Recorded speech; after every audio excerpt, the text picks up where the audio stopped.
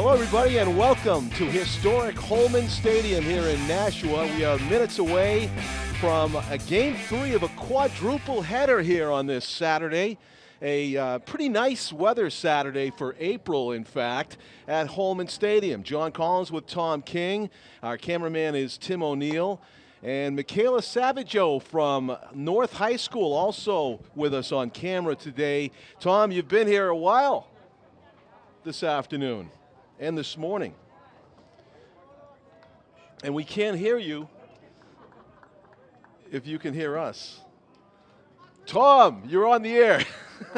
No, even though we can't hear ourselves, Pete Johnson informs me we are on the air, and you can be heard. Okay. All right. I guess Tom can't hear me, so we're going to start the game with the leadoff batter. Albert De La Rosa takes a fastball up and away from Liam Doyle, a hard-throwing left-hander. And we are underway here at Holman Stadium. 7-inning contest scheduled.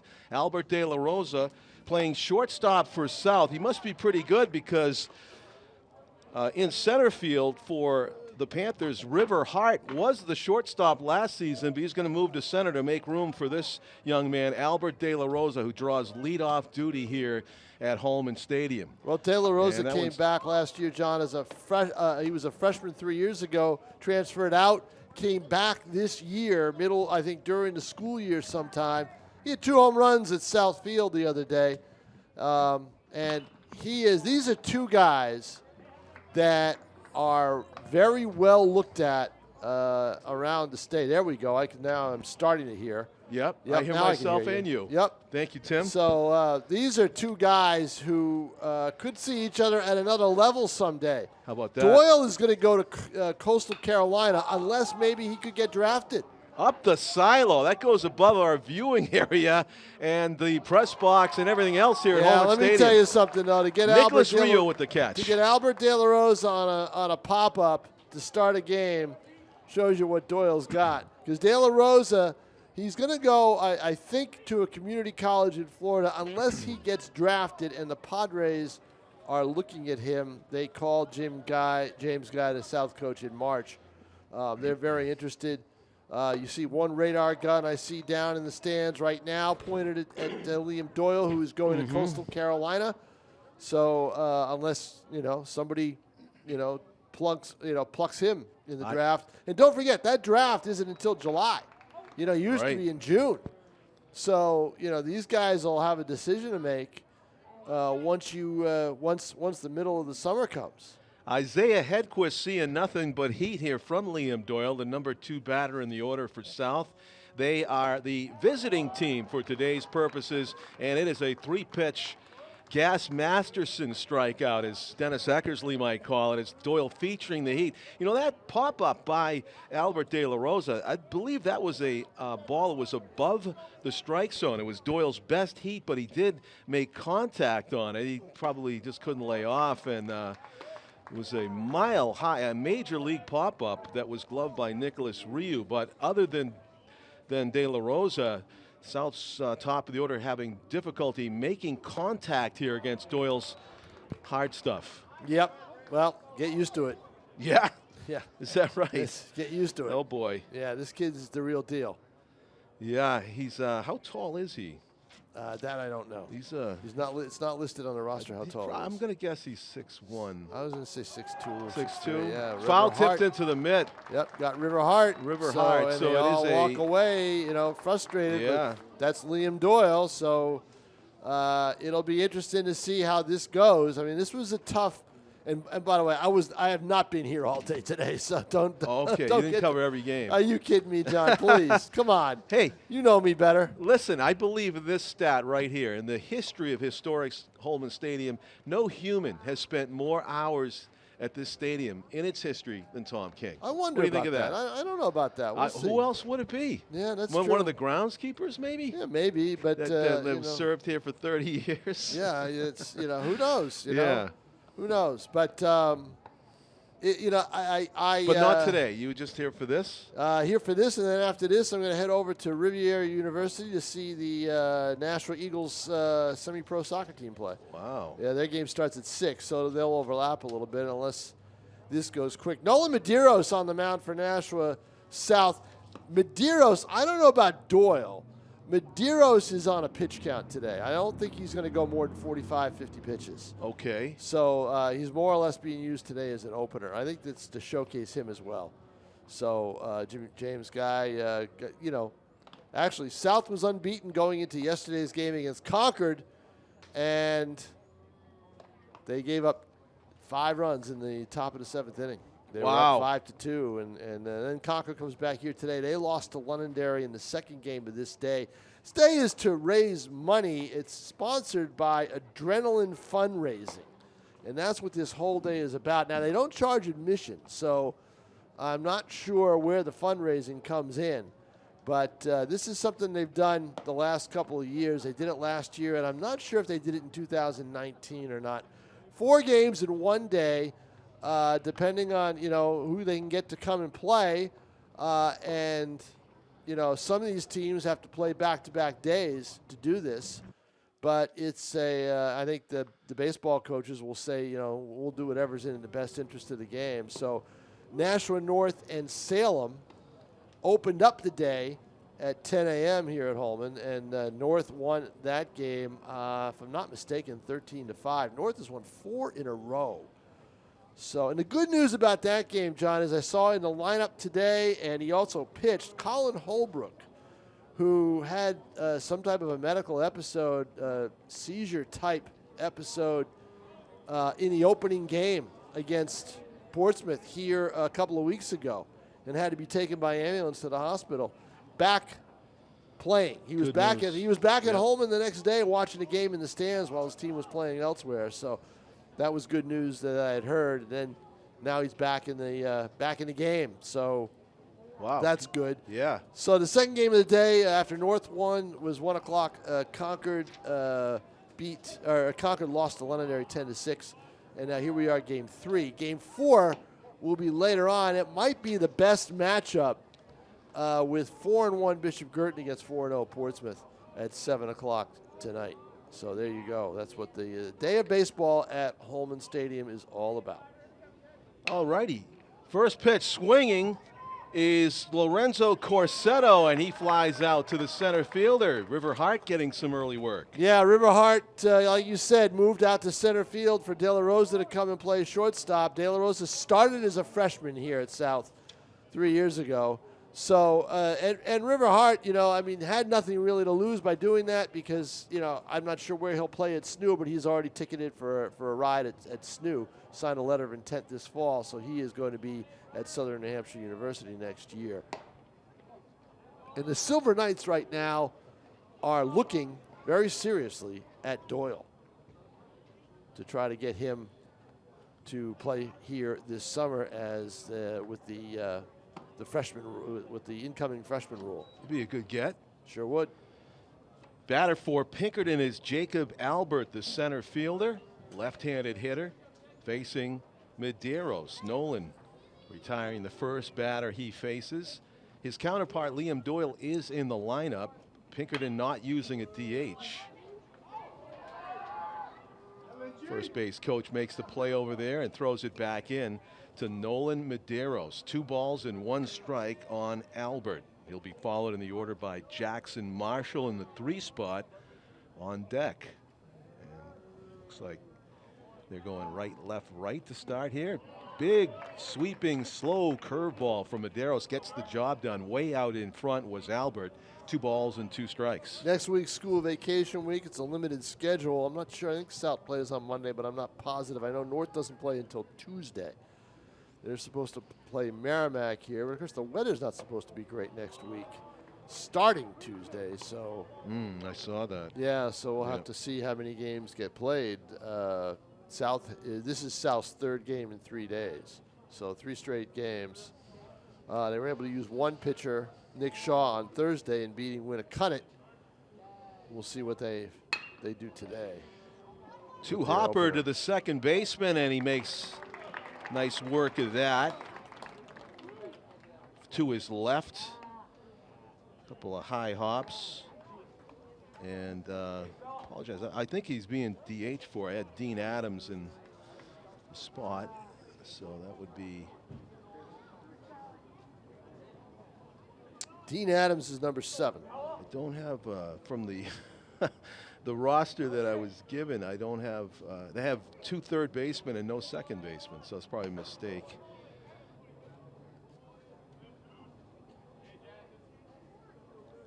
Hunter Ward at third and Devin Sawyer at third. Ward at third. I would say Ward will be in right field. That is where he normally plays. Okay. So Ward is a right fielder, and he is a very, very good defensive right fielder. He's already got enough for a highlight reel this year. I've seen a few of them. So really filling out that right-handed batter's box. And Adam should be at third if that helps, unless he's DHing. Big right-handed slugger looks at a ball in the dirt away, and it's 2 balls in 1 strike. Looks like Medeiros might be pitching Marshall a bit carefully here. Well, he doesn't look like a second baseman, does he? The size? Oh, the guy that's at the plate right now? Yeah. He's a left fielder. Yeah, and according to... Oh, the 7 looks like a 4. I'm sorry. Yeah. All right. It's one of those... I've never done that. You know, I think people know what we're talking about. You write a 7, you put that little squiggly line halfway up. Yep. That can be confusing. It sure can. I don't use that.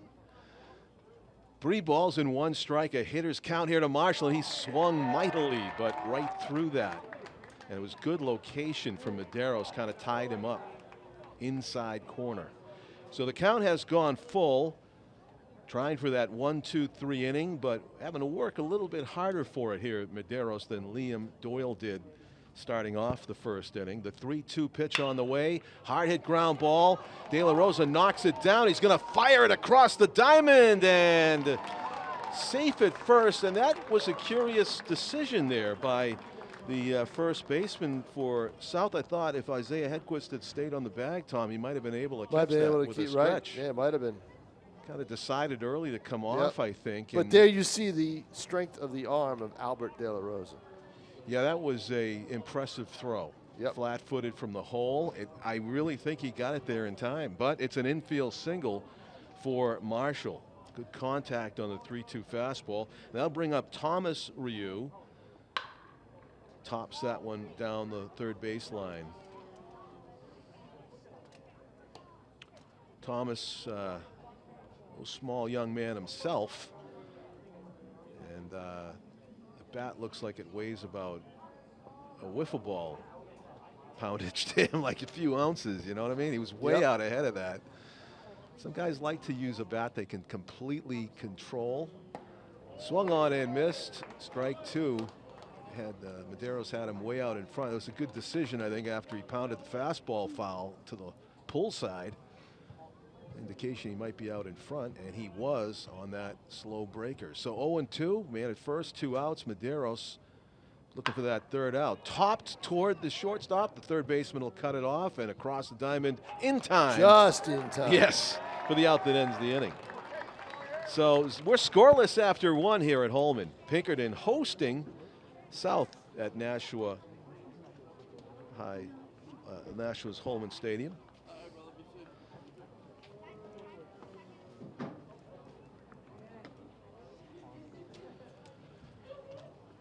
You know, an interesting day. It was sunny to start, sunny halfway through, and now the clouds have taken over.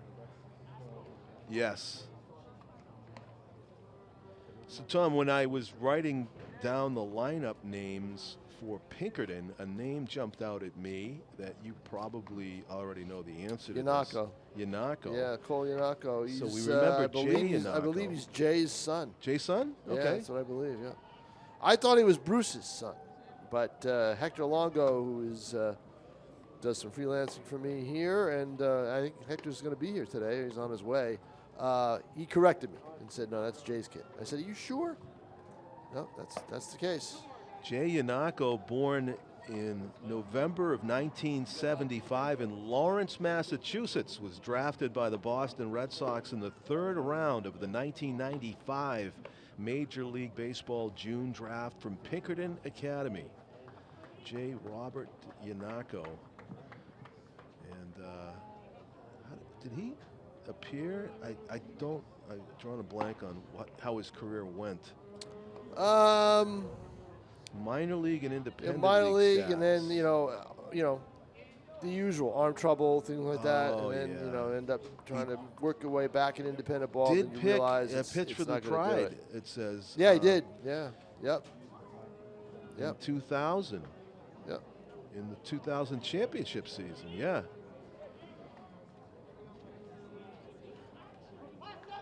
So we go to the top of the second inning. South trying to score first if they can here. High heat from Liam Doyle facing a lefty in the person of Dean Adams, the designated hitter for South. Gets to face a pro prospect here, going lefty on lefty. Catcher for Pinkerton is, that ball's in the middle of the plate, is Cole Yanako, that we were just talking about. Jay Yanako, the pitcher's son, is a catcher. 1-1 is the count. Dad probably made him catch. It's all in the arm. Yeah, that's Look a at strike. That fastball by Doyle. Yeah, that's quality location on top of velocity.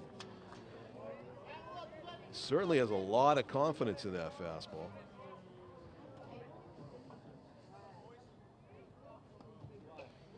And the pitch outside, breaking ball. So if you're Dean Adams right here, you got to be just sitting fastball, because anything else you'll get beat. Yep. 2 balls and 2 strikes. There it is, and it's low and away. So 3-2. Doyle threatening to walk a batter here, or maybe just strike him out the hard way on a 3-2 pitch. It's up to Dean Adams. Try to get on base to lead off things here in the top of the second inning. You would expect fastball once again. There it is, and spoiling it. That was pretty good location again from Doyle at the bottom of the zone. So we'll do the payoff pitch again. 3-2.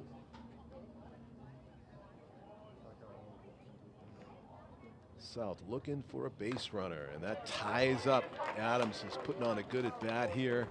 Kind of too close to take on the inside corner. Does Doyle dare to go away from his bread and butter pitch here on 3-2? Yeah, Third try. Go fastball all the way. There he goes. See, that's why. That is why. That's why you do that. Yep. And too hot to handle on the inner corner there for Dean Adams. 3 strikeouts in a row now for Liam Doyle after the first batter, Albert De La Rosa, popped up. Hunter Ward. Oh, he's number 1. Okay. Yes. Let me Hunter correct Ward this. is number Hunter 1. Ward, that's right. So I believe he's playing second base. Ward should be in right. Is he in right? He should be in right. Okay. I got Leo Capico in right. No, maybe that's the case. Maybe they're doing that. Today? Yeah. Maybe today. I think it was Hunter that made that play on the ground ball. 0-1, and he goes after that. That's going to be a tough get with Doyle's velocity, anything above the zone. Although De La Rosa did pop one that was up there.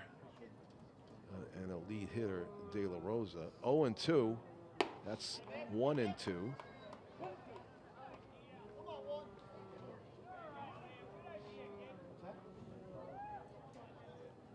One out, 3 strikeouts in a row. Doyle going for 4. Has it. Yeah, yesterday was a game the South had to win. They really did. Yeah. You know? Hey, it depends on Medeiros, you know. It could be one of those pitcher duels. Who knows? Maybe one run will decide. Oh, it we'll could find be, out. but that's the thing is one run could decide it, and if Pinkerton gets that one run, you know, that's the thing, you know. But Yeah. I was seen thinking, pitchers dominate early on and then not and fade a little bit at the end of the game. But I don't think, you know, in a 7-inning game, I think what you see in the first is almost going to be what you're going to see in the 7th. You go beyond that, different story. Jake O'Connor swung through that one, and so threatening to strike out the side here. Doyle has 0-2, looking for his 5th straight strikeout overall here in the top of the second inning. The Pinkerton fielders are starting to get bored. The pop-up They're to used first to base. this. Yeah, they are. Strike 3. Oh, nasty. Down on the inside corner at the knees, catches O'Connor looking. And we go to the bottom of the second, scoreless. Pinkerton coming to bat.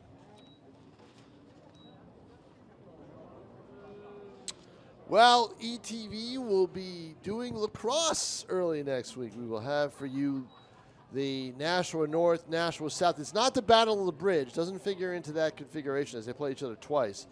But it will be North and South in a lacrosse doubleheader at Stello Stadium beginning at 4 o'clock with the boys game. And right now, well, our camera South is the team right now. Tom, you did tell our camera person, Michaela Savaggio, I apologize to her that I told her the North lacrosse teams are struggling. Struggling. That's going to become bulletin board material, by the way, when she goes back to school and class and tells everyone. Well, Tom you know King what? said. You know what? And Monday, she'll have to wait because next week's school vacation week, so there won't be any class for a while. That's right. Well, you know. So, well, I'll tell you what. You got people, Michaela, the story right now. The story of the spring right now is the South girls lacrosse team. They are pummeling teams. They have not played a close game yet. Really? Yes. Oh. You're talking title contender? You know, I mean, you think that Girton is that level above everybody, but any names you can think of right now? I mean, a lot. Caitlin West. There's a lot of the names that we saw in field hockey. Oh, sure, yeah. Yeah, and a few of the names from last year. A lot of overlap between those two sports. Yeah, pretty much. Kiki McIntyre is the coach, for both. Right. I think the stick sports get the same kids. Yeah. And in lacrosse, they're having a fantastic season. But North's got a player in Kiara Seiss, so she's somebody to watch. She's a scorer for them. So you'll see some talent out there. The only question is can they keep up with? Do they have the depth to keep up with South? So and in the boys game, the boys are probably the same way. The North's still looking for more numbers, and they're trying to build under Matt Muser, the head coach. South is a pretty good team right now. They're probably a Final Four team. Nolan Medeiros rears back and fires one past Cole Yanako, the Pinkerton catcher, draws leadoff duty here in the bottom of the second. The 1-1 pitch fouled back to the screen. As we mentioned, Cole Yanako, son of Red Sox Major League draftee Jay Yanako in 1995. He played and pitched for Pinkerton and was taken by the Red Sox in the June draft. Third round, I believe. Yep. Topped off the plate, it looked like. De La Rosa is going to fire this across the diamond. Look at that gun, huh? Yeah. Fun to watch. Yeah. All the talk about Doyle, but don't forget about Albert De La Rosa. And I'm not certified as a scout, but I'm looking at De La Rosa and I'm saying, third baseman's body. What do you think?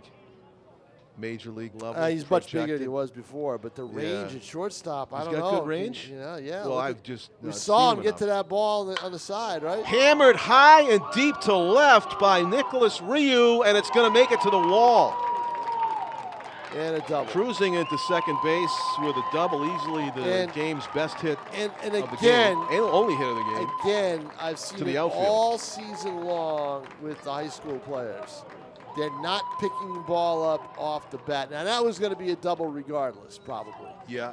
But the left fielder froze initially and didn't pick it up right away. Right. And that was Jake O'Connor. Yeah. Victimized. I mean, it was going to go over his head probably anyway, but he might have had I don't know if he would have gotten to it, but he definitely froze early, and that allowed that ball to reach the wall. So that'll bring up Liam Doyle, the pitcher, trying to help himself out, as they say, and break a scoreless tie. Nice breaking ball over the outside corner, about knee high there from Medeiros to start Doyle off. 0-1. Right-handed batter. One of those guys who probably hated to see the DH go away at the highest level. Big swing and a miss. Although you get Shohei Ohtani that holds out hope for all these young pitching and hitting phenoms all over the world. You said the DH go away? Yeah, the National League got rid of it. No. John, the National League I'm sorry. Yeah, I'm sorry. It's a complete opposite. I meant the other thing. Yeah. The pitching, oh, so you won't be able to hit. He won't be able to hit. Yeah. Well, I don't think he's going to have that problem in Coastal Carolina. So if he goes there. Oh, sorry, I said that completely wrong. I meant that the pitcher's ability to hit went away. The DH was introduced into the National League. Probably extending the careers of a lot of people. Oh, sure. That's why the union wanted it. Right. Oh, that's going to. Medeiros plunks him. Yeah, a curveball that really didn't break. And it hits the left side of the left-handed throwing Liam Doyle, a cause for concern there. He's, I think well, Tom, you know, stranger things have happened. Depending on how much of a bruise he's got going there, we'll have to wait and see. But it looked completely unintentional. A curveball that got away from Medeiros and hits a batter. So first and second, a double and a hit by pitch. Max Lorman, Pinkerton right field, their first pitch swing. This is playable. And Hedquist is over there and makes the catch. That is a big out. Yeah. So Lorman in the 8th spot, first pitch swinging, pops out to the first baseman. That's the second out of the inning, and it's up to Brendan Horn, Pinkerton shortstop, to extend things here in the second. Batting in the 9th spot in the order, takes a ball just low and or outside.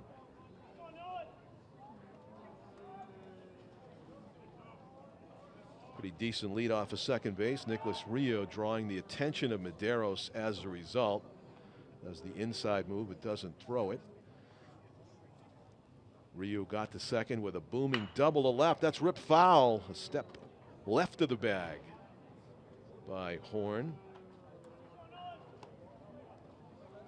So it's 1-1 the count on Brendan.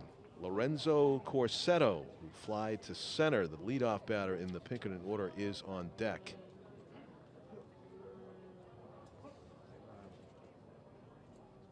Pitch. Curveball hit toward the hole. Tough play for De La Rosa. Long throw, and it's going to be safe at first. Hustling all the way was Brendan Horn, and he beat it out. Beat it out. Good throw by De La Rosa. That's got to go as an infield hit.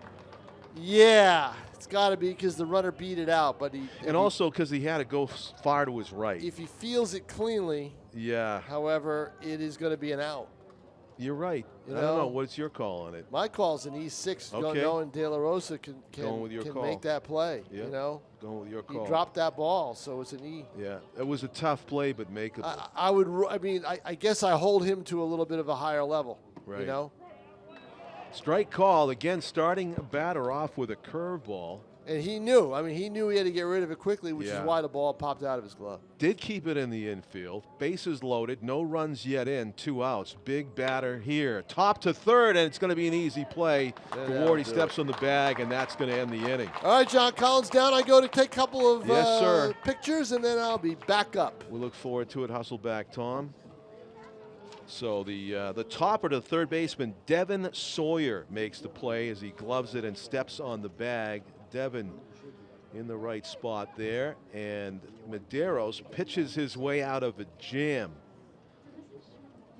Gave up the big double, the 1-out double, but stranding Nicholas Rio at third base. So it's been a tougher go of it so far for Medeiros, the starting pitcher for South, but the result is the same. No runs in for either team as we go to the top of the third inning, a game scheduled for 7 here at Holman. Cloudy and somewhat mild, but no real threat of rain in the forecast, as Liam Doyle, none the worse for wear after that hit by pitch, jogs his way back out to the mound and gets set to throw more pitches to Caleb Rich. of the Astros. Welcome everybody to Nashua ETV's live telecast. If you're watching this on a Saturday, it is the 23rd of April, 2022. Shakespeare's birthday. Thank you for that. They don't really know. To be his birthday or not to be his birthday? That's the question. I think like the 28th. Okay. Oh, they're just doing the math on his baptism and subtracting days, and interesting. Do we even know who Shakespeare is? Isn't there some kind of controversy about who the actual? It was a pseudonym. He wrote all this stuff. Yeah, like a pseudo, or whether it was more than one guy.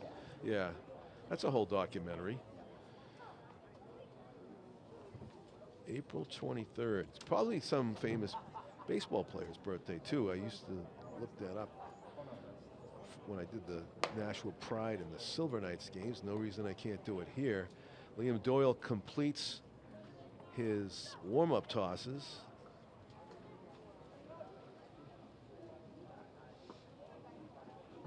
April 23.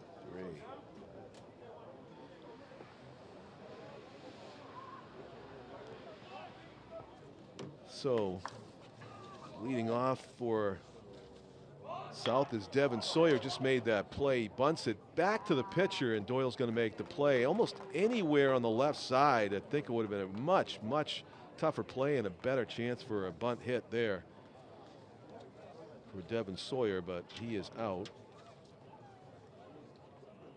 1-3. And that brings up the 8-hitter, Caleb Rich.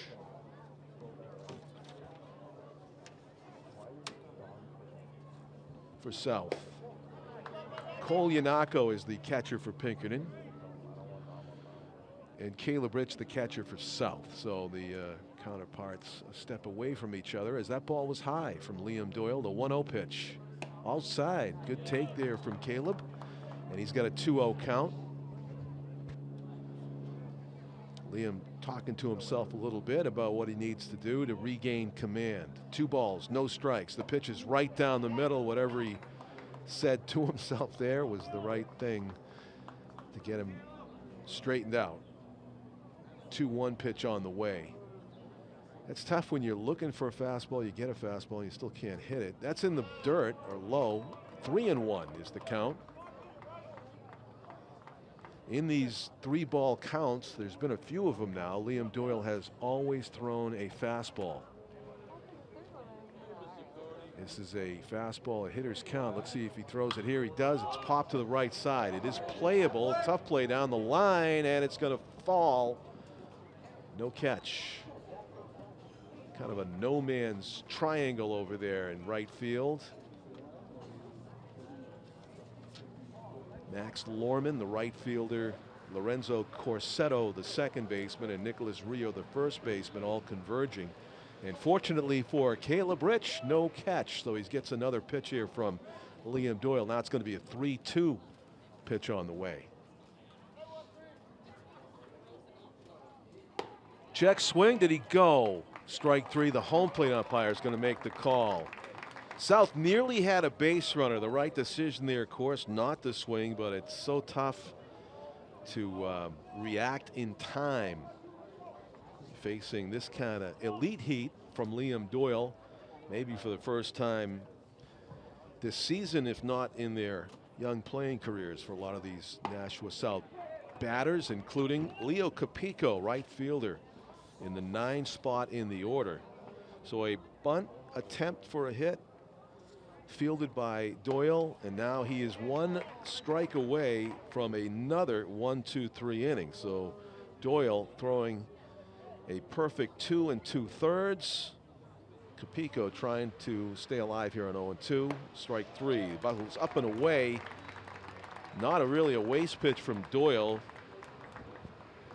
as it was tempting enough to get Leo to swing. So that is strikeout number 7 through 9 batters so far for Liam Doyle. The only batters to make contact have been Sawyer on the bunt attempt and Albert De La Rosa. South shortstop, popped up to begin the ball game, and De La Rosa will be leading off in the top of the 4th inning. Game speeding along thanks to Doyle's effective and efficient pitching. He's retired every batter he has faced so far. Players born on April 23rd. Oh, not too many. Go back to that. Oh, here it is. Better list. See if I remember. Andrew Jones of the Braves. Very familiar name. Born in 1977. So that makes him, what does that make him? 40 something? 45?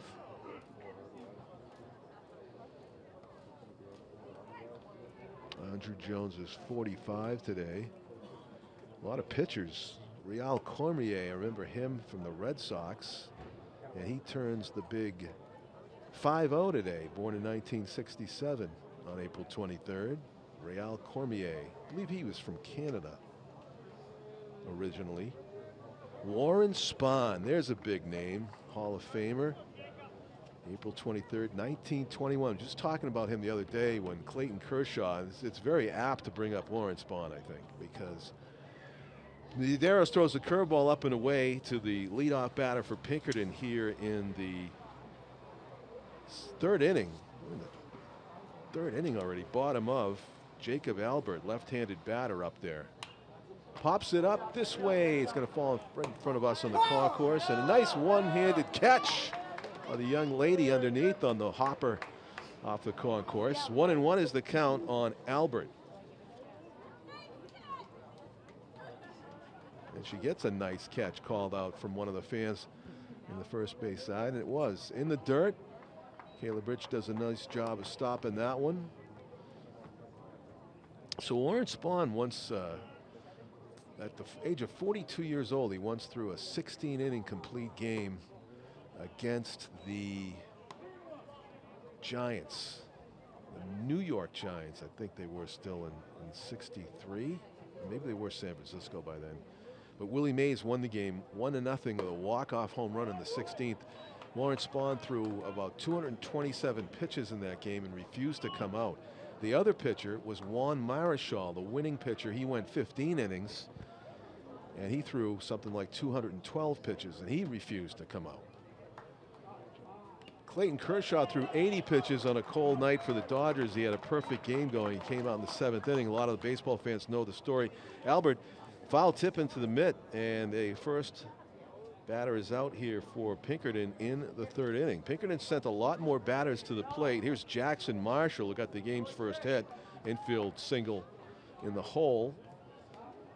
Medeiros has faced a lot more batters for Pinkerton, but the result's the same. It's 0-0 here in the bottom of the 3rd inning. Pitch. Huge swing by Marshall, but he's late on that fastball, about chest high, and it fouled off to the right. So here you have Liam Doyle for Pinkerton throwing a perfect game through 3. Still a ways to go here, but he really looks strong. Top to 3rd base, in between hop. Nice play. Devin Sawyer with a good throw across the diamond. A difficult chance handled nicely by Devin Sawyer. Ball had a lot of overspin right there. So 2 up, 2 down. Strikeout and a ground out. And here's Thomas Ryu, who grounded out to Sawyer to end the 1st inning. Curveball gets away outside. Good stop by Caleb Rich. So Ryu, definitely a pull hitter from what we saw from one foul ball. Can't get on top of that high fastball. It's 1-1. Nolan Medeiros trying to match Liam Doyle, if not strikeout for strikeout, inning for inning. Looking for another 1-2-3 inning here. Very high to the left side. Is it playable? It may be. Devin Sawyer makes another nice play on a very high pop-up that made its way back into the grassy area to the left of third base. So Ryu pops out to third, and it is a 1-2-3 inning for the South right-hander Nolan Medeiros. A battle here, scoreless 0-0 at Holman.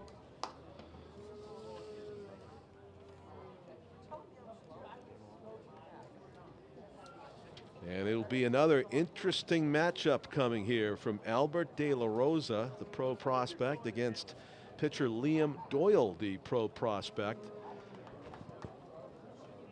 Right-handed batter against left-handed pitcher. As we move to the fourth inning, and I am sure that Albert would love to get a hold of one. He popped up a high fastball to first base, but see the quality of the swing, and if he can get a level look at a pitch maybe and drive it to the gap, he could have a chance to score the game's first run. Does have that feel of a possible 1-0 type of game right now, the way Nolan Medeiros is stepping up in this matchup against Doyle.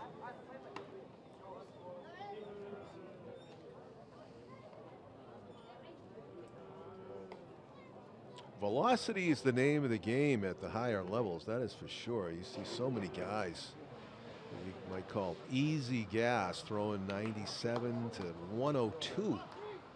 Starting pitcher for the Reds now, I believe, is living at that level of velocity, and so it's incumbent upon a lot of these hitters to try to maybe teach themselves how to catch up, how to time that kind of heat that you see from the likes of Liam Doyle. That's a breaking ball, and of course, hunting first pitch fastball. Albert De La Rosa was fooled, understandably. A smart pitch there from Liam Doyle. It's 0-1. Will he even throw a fastball? Yes, he did there, and it's a strike called on the inside corner. So 0-2. Doyle, tough pitcher to face. The 0-2 pitch.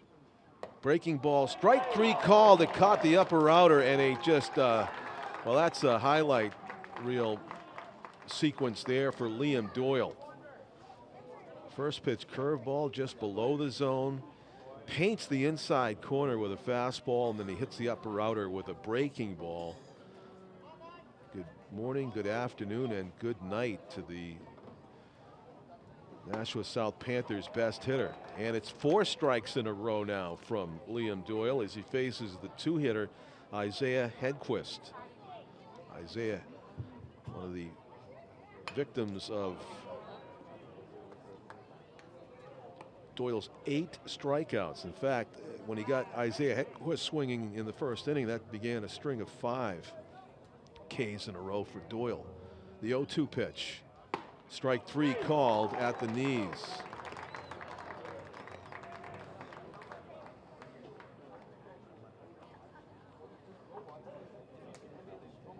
Nine strikeouts, 2 caught lookings for Doyle.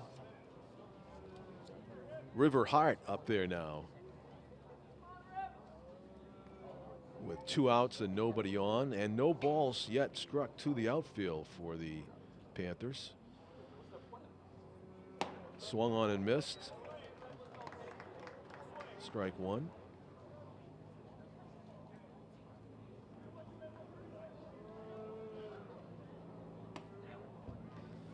Gets off the top of the mitt of catcher Cole Yanako. Pinkerton's fielders trying to stay on their toes, but basically been forced to watch the Liam Doyle show since the game started. There's been a pop-up to first base, and the only other ball that was put in play, Doyle handled it. A bunt attempt, strike 2 on River Hart. Seemed to be on time there, just kind of missed it. The 1-2 pitch on the way. See if he goes breaking ball here. Nope. High fastball. Strike 3 swinging. Strikeout number 10 in the game.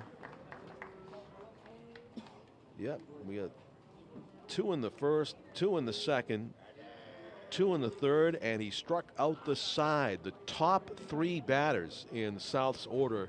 Hugely impressive, Liam Doyle, as he blows his way through the South lineup. 0-0 though the score, as Nolan Medeiros continues to stay or keep pace with Liam Doyle on the scoreboard.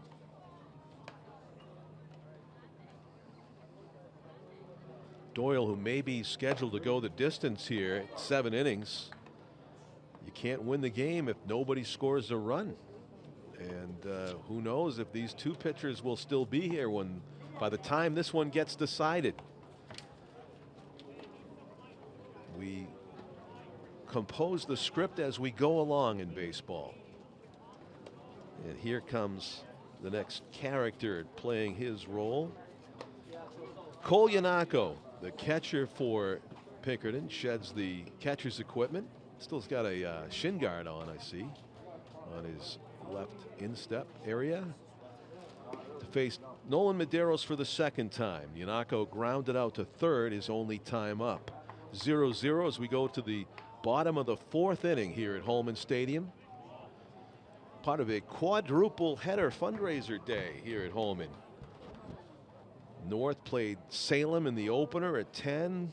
Concord and Londonderry finished up before this one. And the night game after South Astros, that one's way high, playable on the first base side. Isaiah Hedquist finds the fence, and he actually overstepped it a bit, and it falls without a catch. Cole Yanako still lives at the plate with a foul pop-up.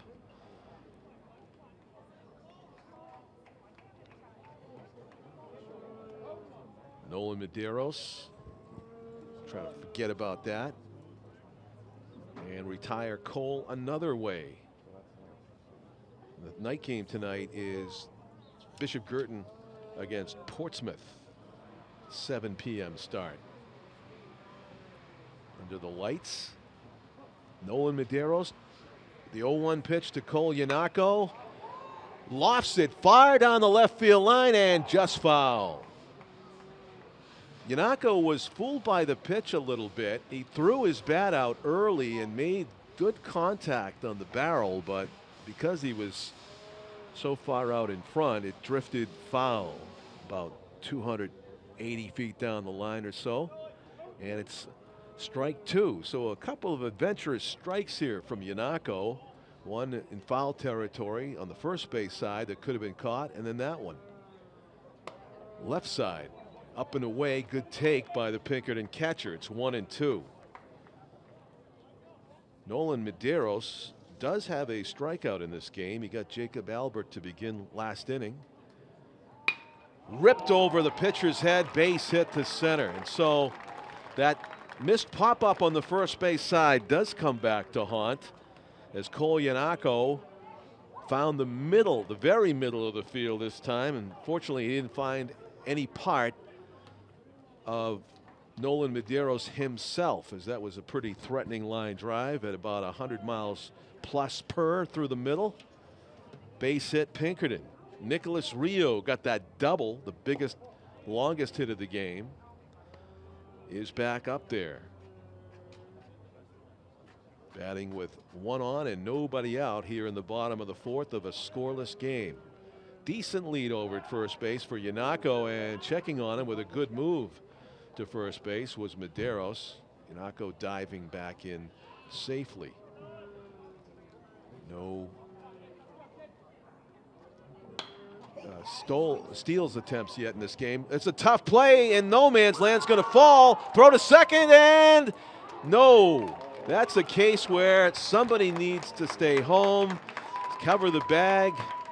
You got a force play in the making, but it was a tough get back for Albert De La Rosa, the shortstop, who recognized there would be a chance at second base for the force out, and Yanako speeds over there to save Nick Rio a base hit. That could have been a fielder's choice at second. Near collision is well avoided. And now a big opportunity here for Pinkerton starting pitcher Liam Doyle's going to bunt at it, and they call it a strike. Curveball on the outside corner. They got a pickle. Throw to third in time for the out. Great play, Caleb Rich. Almost waited too long to throw it to third baseman Devin Sawyer, but then he gunned down Yanako at third base. He's getting a talking to from his coach. Unfortunately for Cole, he got caught in no man's land there. He didn't wait for Liam Doyle to get the bunt down. It was a first pitch curveball from Nolan Medeiros, and deciding not to bunt it was Doyle, and that put Yanako on the hook there at second base, kind of assuming that Doyle would make some kind of contact with the bunt. He didn't. Caleb Rich springing out of that catcher's crouch, able to gun him down at third. So that's a big out. Now it's 1 out man at first base. So short-circuiting the rally in the making for the Astros for the moment. That is off the plate outside. So it is 2 balls and a strike. I believe maybe it's 3-1. They're asking the count now, the umpire. 2-1 is the count. And now Doyle is questioning the count, saying maybe it should be 3-1. It is 2-1. 2 balls, 1 strike. Let's see if Nick Rio takes off at first base or not. No. Grounded toward the middle. De La Rosa is going to take it himself. Fires to first base in time. The 6-3 gun. Double play. De La Rosa, and Nolan Medeiros gets out of it. And he's there to congratulate his defense for helping him out, and they are happy that he continues to compete and throw scoreless innings here at Holman. We are 0-0 through the 4th inning. Double play, tailor-made really when you got a shortstop with De La Rosa's arm. He just needs to field it cleanly, step on the bag, and then 95 over to first base to complete the double play. I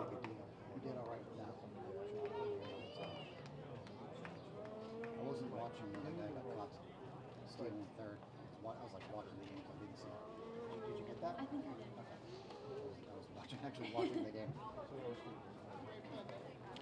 So the 2 base hits to begin the inning erased on a pickoff play. The lead runner Cole Yanako out 2-5 will score it, and then the double play 6-3. Liam Doyle. The silver lining for Doyle, who's throwing a perfect game through 4 innings, is that he doesn't have to run, as he was out. Well, he did have to sprint down to first base on the tail end of the double play, but he's not going to be running around the bases, as the rally was nipped in the bud there. He's back out throwing gas, though, and trying to make that perfect game a reality. Meanwhile, his team doesn't have a run yet, so who knows how this will transpire. The Panthers have sent the minimum number of batters to the plate. 4 innings, 12 batters, which means it'll be the 4, 5, 6 hitters due up for Nashua South here in the 5th inning. Only the 2nd time up in the game for cleanup hitter Dean Adams in the 5th inning.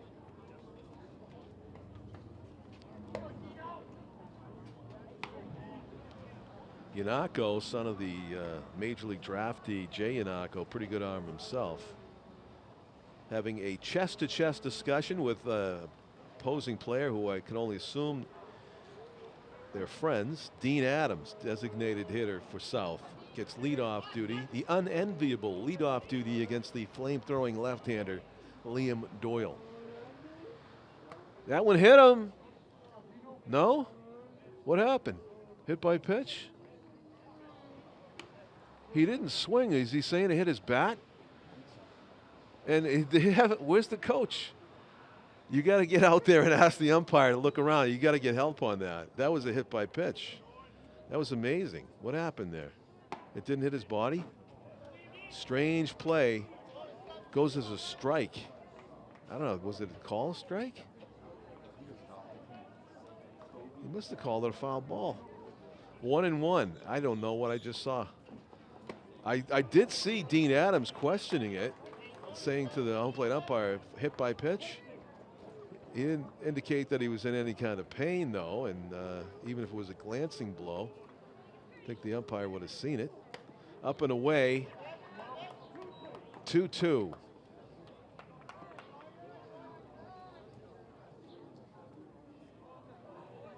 Thought it hit the batter's arm or something, the catcher's mitt, and trickled away. 2 balls, 2 strikes. Strike 3. Adams got frozen by a curveball. It looked like it was going to hit him in the shoulder, and then it broke right over the middle of the plate at the top of the zone. 11 strikeouts for Liam Doyle. The third one caught looking of those 11. And here is Hunter Ward.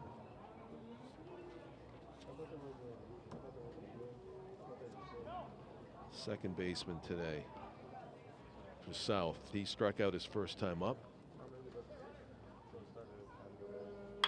Back through the middle and through. Base hit. Hunter Ward fought it off. Once it got over the mound, and I did. No perfect game. It's gone.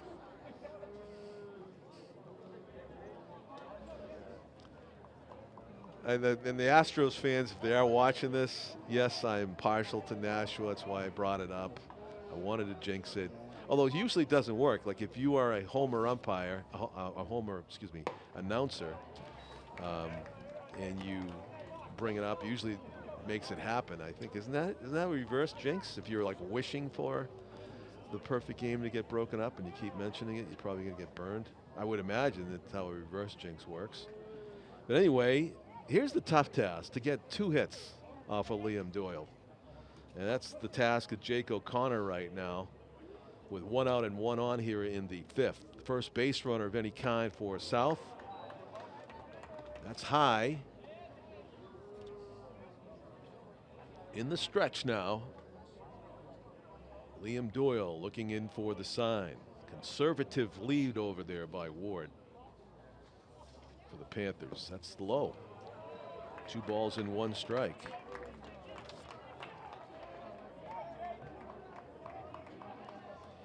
Jake O'Connor, Jr., class of 2023, facing Liam Doyle, pro prospect, working on a 1-hitter. Fouled off to the right. Kind of an inside-out swing there by O'Connor, promising contact on the inside fastball. Doyle really hasn't shown any sign of fatigue yet in this game. Still good velo, hasn't thrown all that many pitches despite all the strikeouts. A lot of them were 3-pitch strikeouts.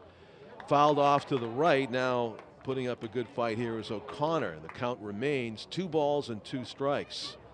The right fielder for Pinkerton is shallow. He is not expecting anything but maybe a jam job pop-up to right field off the bat of O'Connor. O'Connor certainly looks strong enough to drive the ball over the right fielder's head if he's late on the fastball, but can straighten it out just enough.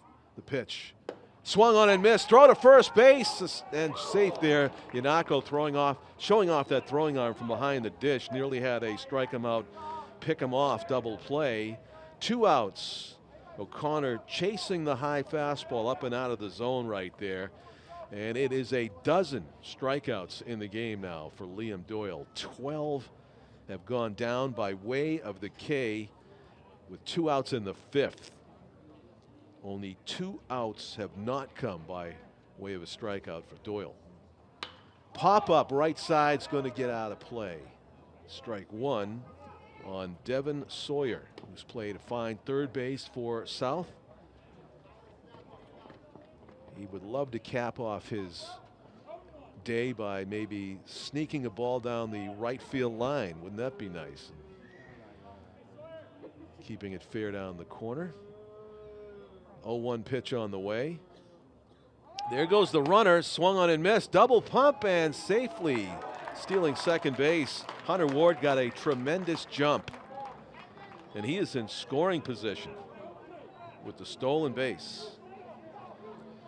Tough task, though, for Devin Sawyer, a hole that no Nashua South batter's gotten out of today, and that's 0-2 against Liam Ward.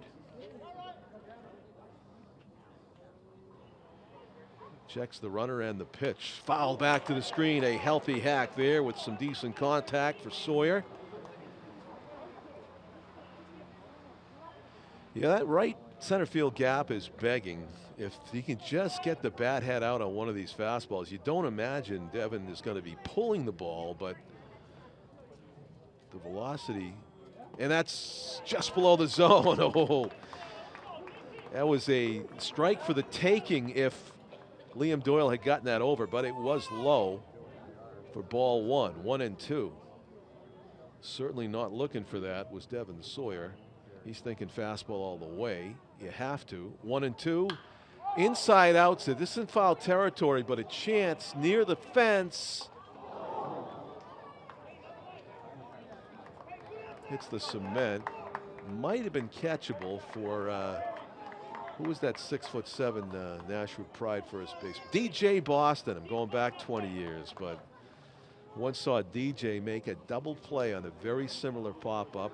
6'7" left-handed throwing first baseman, gloved it over the fence, and the guy tried to tag up and score from third, threw him out at home for the game's final out. Pitch fouled off the umpire's mask, and that was a hard hit. And this is going to be a little bit of a break here. That is unfortunate. That's got to see, he's got to see stars on that one. Pinkerton's coach out there to check on him, and his umpire partner will want to check on him as well. And as a courtesy, right there, you see that conference that's going on the mound? That's a heads-up baseball play by Cole Yanako, the catcher, to go talk to his pitcher for a little while and give the umpire more time to recover. And the ump does know the count. How many fingers do I have up? Well, his own fingers are up, so he must be okay for the moment. 1-2. 2 out. Devin Sawyer battling here against flamethrower Liam Doyle. Swung on and missed, strike 3. Doyle comes off the mound triumphantly as he gets out of his only jam of the game, a runner in scoring position in a scoreless contest, with a nasty breaking ball for his 13th strikeout of the game. Liam Doyle has faced one batter over the minimum, a base hit by Hunter Ward, who also stole second, got himself into scoring position. Neither team has, oh, actually, take that back. There was bases loaded on Nolan Medeiros.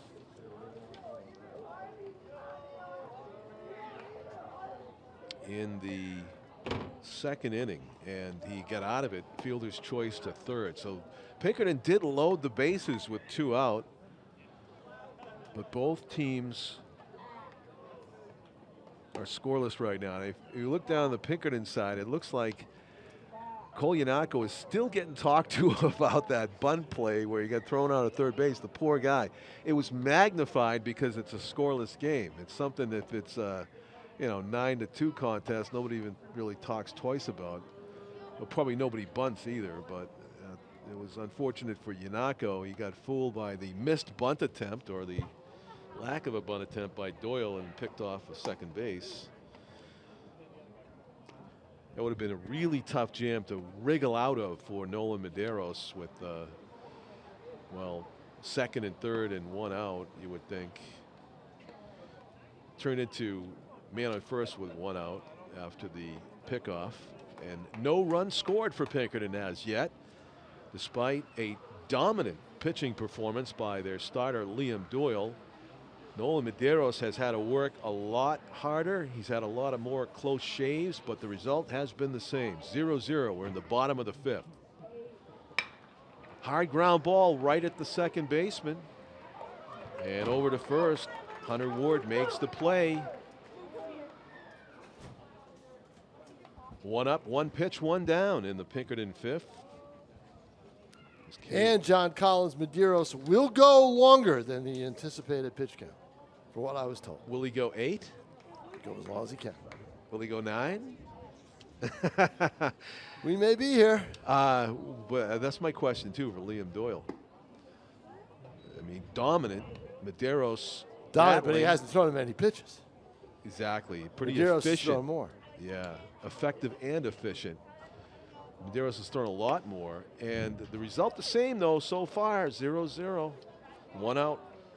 Brendan Horn, the batter, the 9-hitter, reached on we scored an error in the hole his first time up, gets jammed with that foul to the left.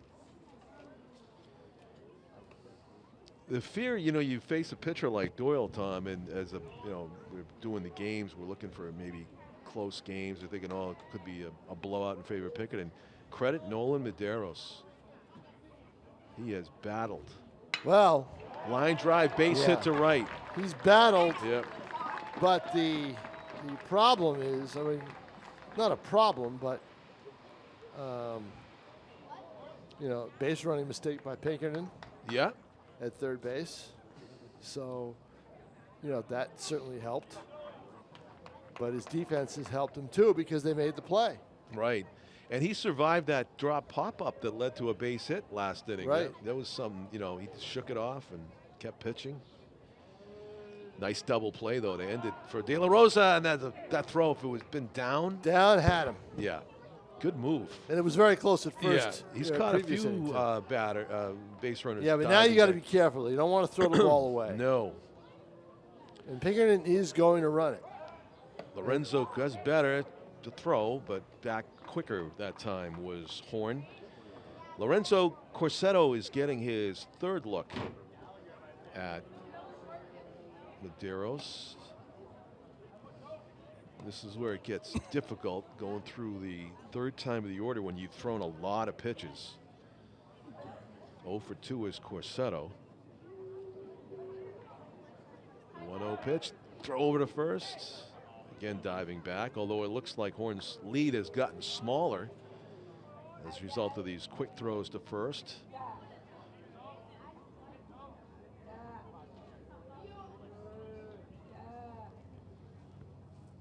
Pitch, top foul.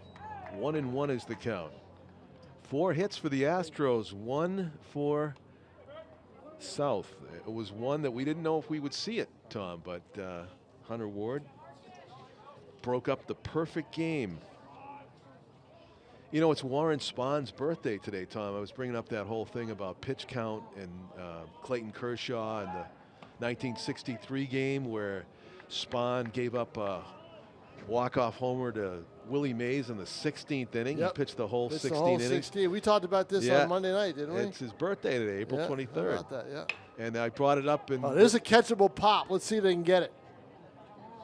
No. Guess it wasn't as catchable as I thought as it hit the concrete.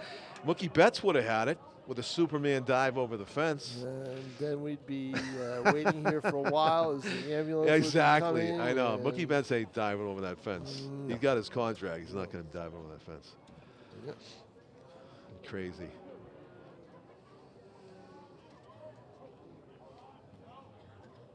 Hunter Pence would have, though.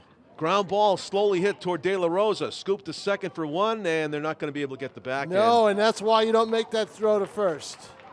And it rattles around. Is he going to stay at second? Yes, is hustling over there. That's why you don't make that throw at first Agreed. base. Yep.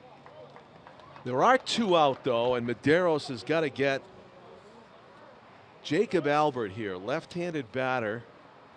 I think the only lefty batter in the lineup for the Astros has struck out and grounded out to second. So Corsetto reaches on a fielder's choice, goes to second on the throwing error. And Pinkerton with another runner in scoring position. Yeah. Albert grounded out and struck out. So Strike 1. James Guy told me just last inning he will go with Medeiros as long as he can. He changed his mind from the pitch count. He said this is too big of a game. How about that? Yep. Inside move to second. Very small lead out there, really. So they for made a Costello. mistake against Concord. They tried to save a pitcher in their bullpen. Curveball misses outside. And it cost them. Rather than go with their best and get the win. So Yep. it's difficult. You're going to manage a team through a few games in a row. You got to make sure you have enough arms. So nice pitch. Backdoor breaking ball finds the corner. Medeiros makes it 1-2 now. Yeah, on what a Jacob contrast in styles. On the deliberate Yes. pitching of Nolan Medeiros, mixing it up to the fire gun of Doyle. The 1-2. Ground ball. Left side. Backhanded. Uh-oh. One hopper. What a pick What at a first base scoop by at Isaiah first. Hedquist. Out number 3. Oh my! Major league defense that time on both ends. What a play. Not an easy play. It's not like this artificial turf mathematical surety on those bounces either time. You're throwing it through the early spring infield here, the grass at Holman. Right. You can see it's not, perfect grass out there, and that thing was a bullet. A laser thrown by De La Rosa. Unbelievable. And not really a long short hop either. It was kind of in between. No. Hedquist saves the game for the moment for South. That would have been a run easily Sure from would've. second base with 2 outs. And so we go to the top of the 6th in a 0-0 contest.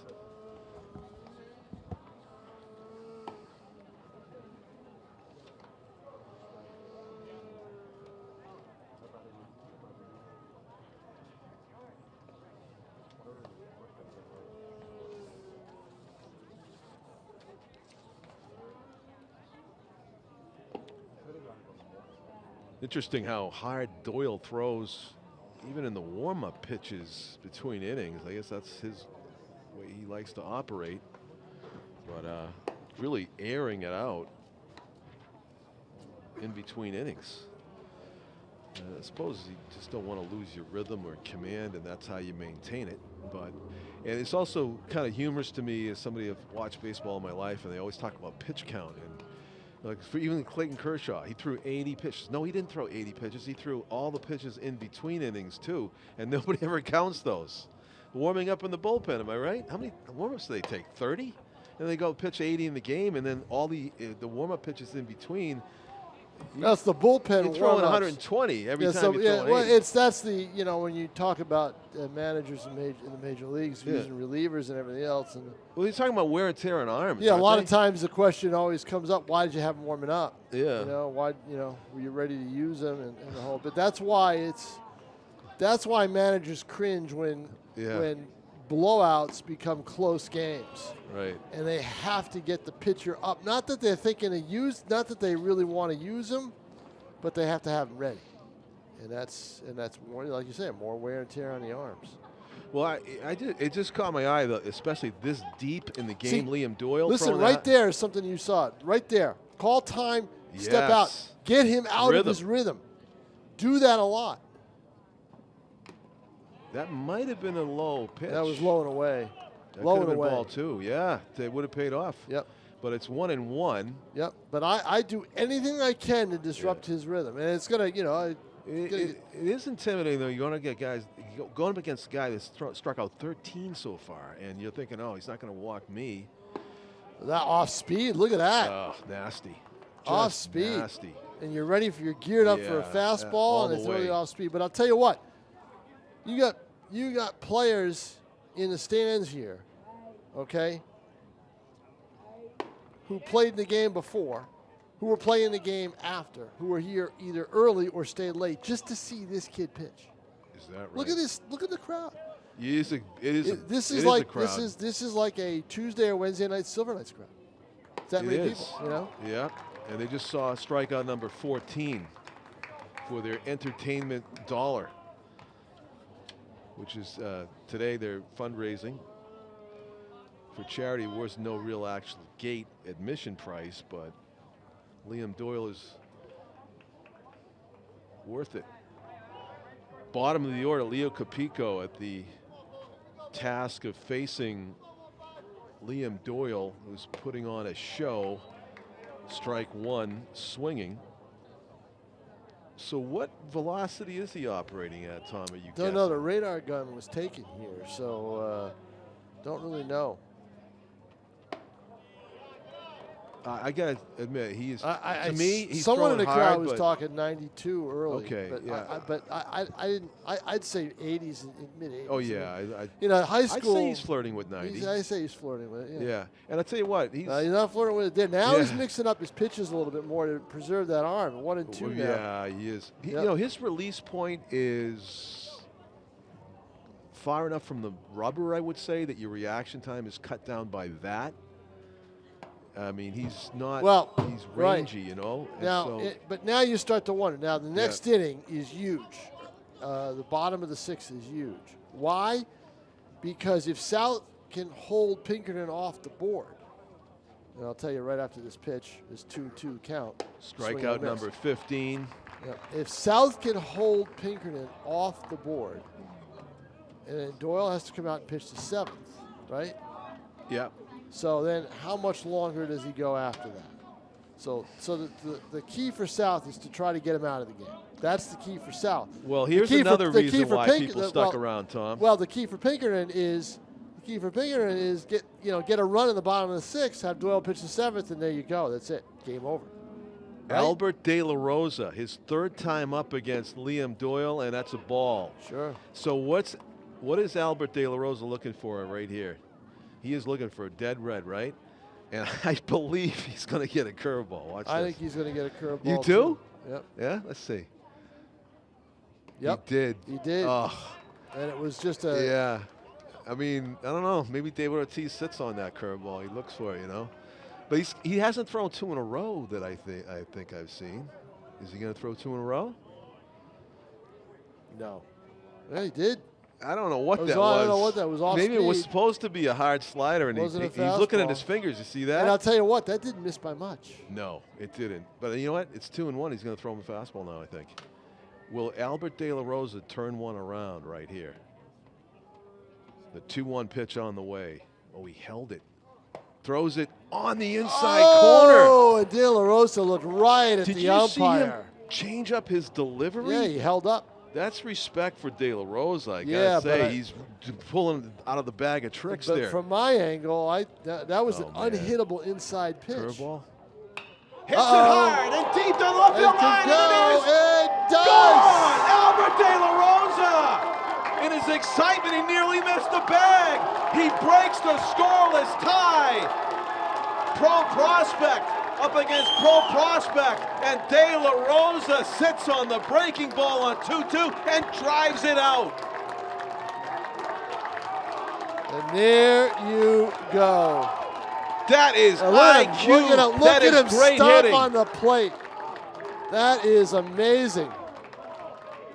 He hit 2 3-run homers on Thursday at South Field with the wind blowing out. Dimensions probably about the same. But there you go, off speed, all the way through the count, and I don't know where that was, but it was right in his wheelhouse, and he just pounced on it. A breaking ball that was middle. But the thing was, Tom, he timed it. He stayed back. Well, he was probably looking for but it. that's just it, John. You got to guess right. Yeah. You've got to guess right. So when he sees the fastball come inside, unhittable pitch. If I'm Doyle, I just throw that pitch again, the same pitch. You know? I know. He went with the curveball throughout the count too many times. He did. But now, of course, South's got to, Yeah, I this got is- a David Ortiz vibe from that at bat from De La Rosa because, Sure. that's part of it. You can be a great hitter and all that, but sometimes But that's you the just got to kid. get it right. That's like you say. That's another one people want to see. Swung on and missed. Doyle, Great theater it was. for a high school baseball Oh. regular season high school baseball game. Great theater. And this pretty big crowd here on a Saturday got treated right there. Cue shot. Isaiah Hedquist. A home run, line drive out of here. Yeah, it's a short porch But to left field, but you still got to hit it. You called it. We're waiting to see if he was going to turn on it. And sure enough, he did. I almost asked you, but it was just for fun, if De La Rosa had the power to drive it out. Oh, yeah, ground he ball up does. the middle Yep. and through. And obviously, yes. Base hit. Isaiah Hedquist fights it off. Looked like it was going to be a strike on the upper inner, and somehow he's able to get the bat head to it. But what you're seeing now, John, is you're seeing the difference between a pitcher Who's fresh? in the first, second, third, fourth, fifth, and a pitcher in the sixth. Yes. That's what you're seeing.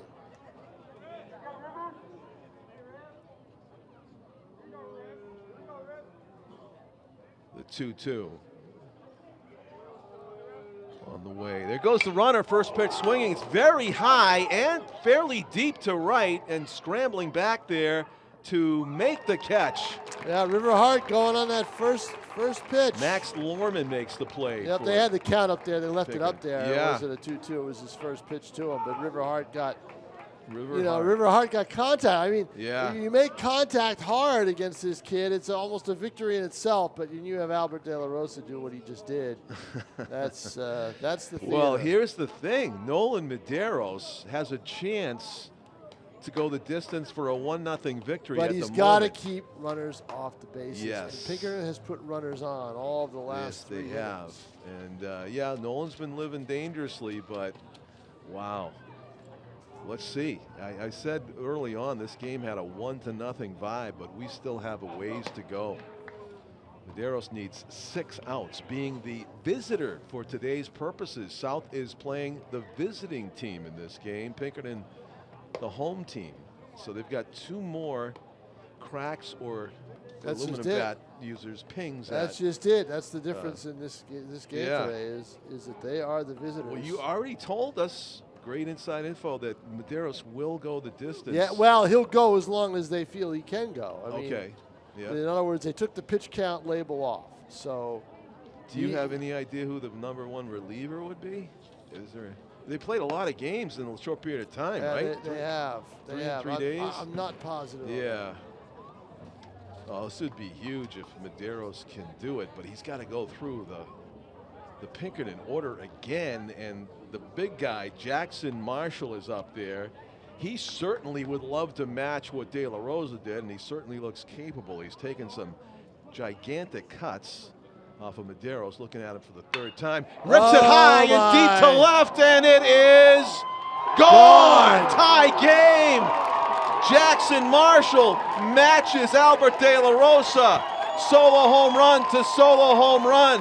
It looks like they just had a conversation as he went around the second base bag. Yep. Jackson Marshall, a big human, drives it out of here in no time, and we're tied at 1. He is huge. He is absolutely huge. What a game this has turned into. What a pitching battle. And Nolan Medeiros, you got a feel for him as he kicks at the dirt out there. Whew. Opportunity to maybe take in a 1-0 shutout, but it's just gone. Well, I think it would have been tough for him to keep them off the Yeah. scoreboard in the last 2 innings of this game, the way that they were threatening every inning over, Yeah. the last 3 innings. So runners in scoring position the entire time. But this guy's big. I mean, I told you he's a big guy. And I was like, whoa. That's not a little shot out there. That's pretty good. No, That's I impressive. mean, exactly. Yeah. That's a shot. That is a poke. Yeah, that's new power, Tom. Yeah, and we saw. That's the name of the sign he hit. Right, the sign he hit. And Yeah. we saw that, once it leaves the bat, you can pretty much tell. So Yeah. Medeiros working to Ryu, a little bit rattled maybe. yeah, I think couple he is a breaking little ball. bit. Keep pitching your But game. see, here's the thing. Yeah. Yeah. All right, you got a tie game. You're in the same situation as if it was scoreless. Don't put the winning run on base in this inning because Pretend it is scoreless. Yeah. Doyle is going to come out there, and Doyle isn't going to mess around with any curveballs when he comes out there in the 7th. If he's got a lead, he's going to be throwing gas. Well, if I could tell if he And hears Medeiros this, is now I don't falling behind. If I could tell 3-0. Liam Doyle one piece of advice moving forward, you don't have to throw gas in your warm-up pitches in between innings. Just, Yeah. you know, go through the mechanics of Right, it. Throw right. a couple of, lob it if you have to be. Just save But- bullets, you But know? Medeiros just overthrowing, just completely Yeah. overthrowing. Very, very much affected by that home run, and they are going to go out and talk to him. Yeah, I'm going to talk to him. Yeah, but now you got a problem, right? Because now you got the winning run on base. You're probably going to try to run to base. Don't know what kind of speed Rio's got. You got Yanako coming up. He's singled his last time up to center. Yep. So it's, you know, you're in a situation right now where it'll be, you know, your main objective is just keep this guy at first from scoring, because you're not going to probably get another run against Doyle. So 1 on and none out yet here in the 6th inning. 1 run apiece for each team by way of solo home runs. Although it would be fun to see Doyle and De La Rosa go at it again, wouldn't it? There is a chance. There is a possibility. Got to get more guys on, but in this situation, see, here's what's going on right now with Medeiros. Because of that home run, he has stopped pitching to contact. He has stopped attacking the hitters, and now he's trying to pitch away from them. Yeah, some nibbling going on. Yeah, and that's not the way to pitch. No. See, look at that. To second base will go the runner See, I mean, with nobody out. Everything is on the outer half. Yeah. Outer half. Everything is on the outer half. As a wild pitch puts the runner in scoring position with nobody out, this is what you were afraid of was going to happen. So I don't know what this covers. Oh, it's a pinch runner. Okay. Yep. So. Yeah, why not? He's in scoring position, right? Yeah. Get Ryu the speedster. comes Get the speedster up there. up. So that'll be Bolio. Oh, Riley Bolio is the runner at second base. Number. Of course, another reason why 3. Girton came here earlier is so they could hit the cage out back. So. Oh yeah. Yep. Use that They could take BP here. cage outside the outfield fence. Well, why not? Their coach runs the stadium, right? Right. Scott Painter does a great job. Breaking balls over. It's 2-2 here. As Nolan Medeiros tries to wriggle free from another jam. Swung on and missed. And the throw to first Now is you going gotta to get play, him, but yep. a runner at third with now 1 out. So that was kind of a big play. That's the problem. Yeah. Yep. Caleb Rich forced to throw it to first base. So now you got, all you need is a fly ball, possibly to. It was a pretty good throw, by the way, across the diamond from Hedquist over to Devin Sawyer. he just flipped it. Yeah. It was, I mean, no, you know, I mean, his arm was strong enough that he just needed to just flick it. You know, he just flicked it.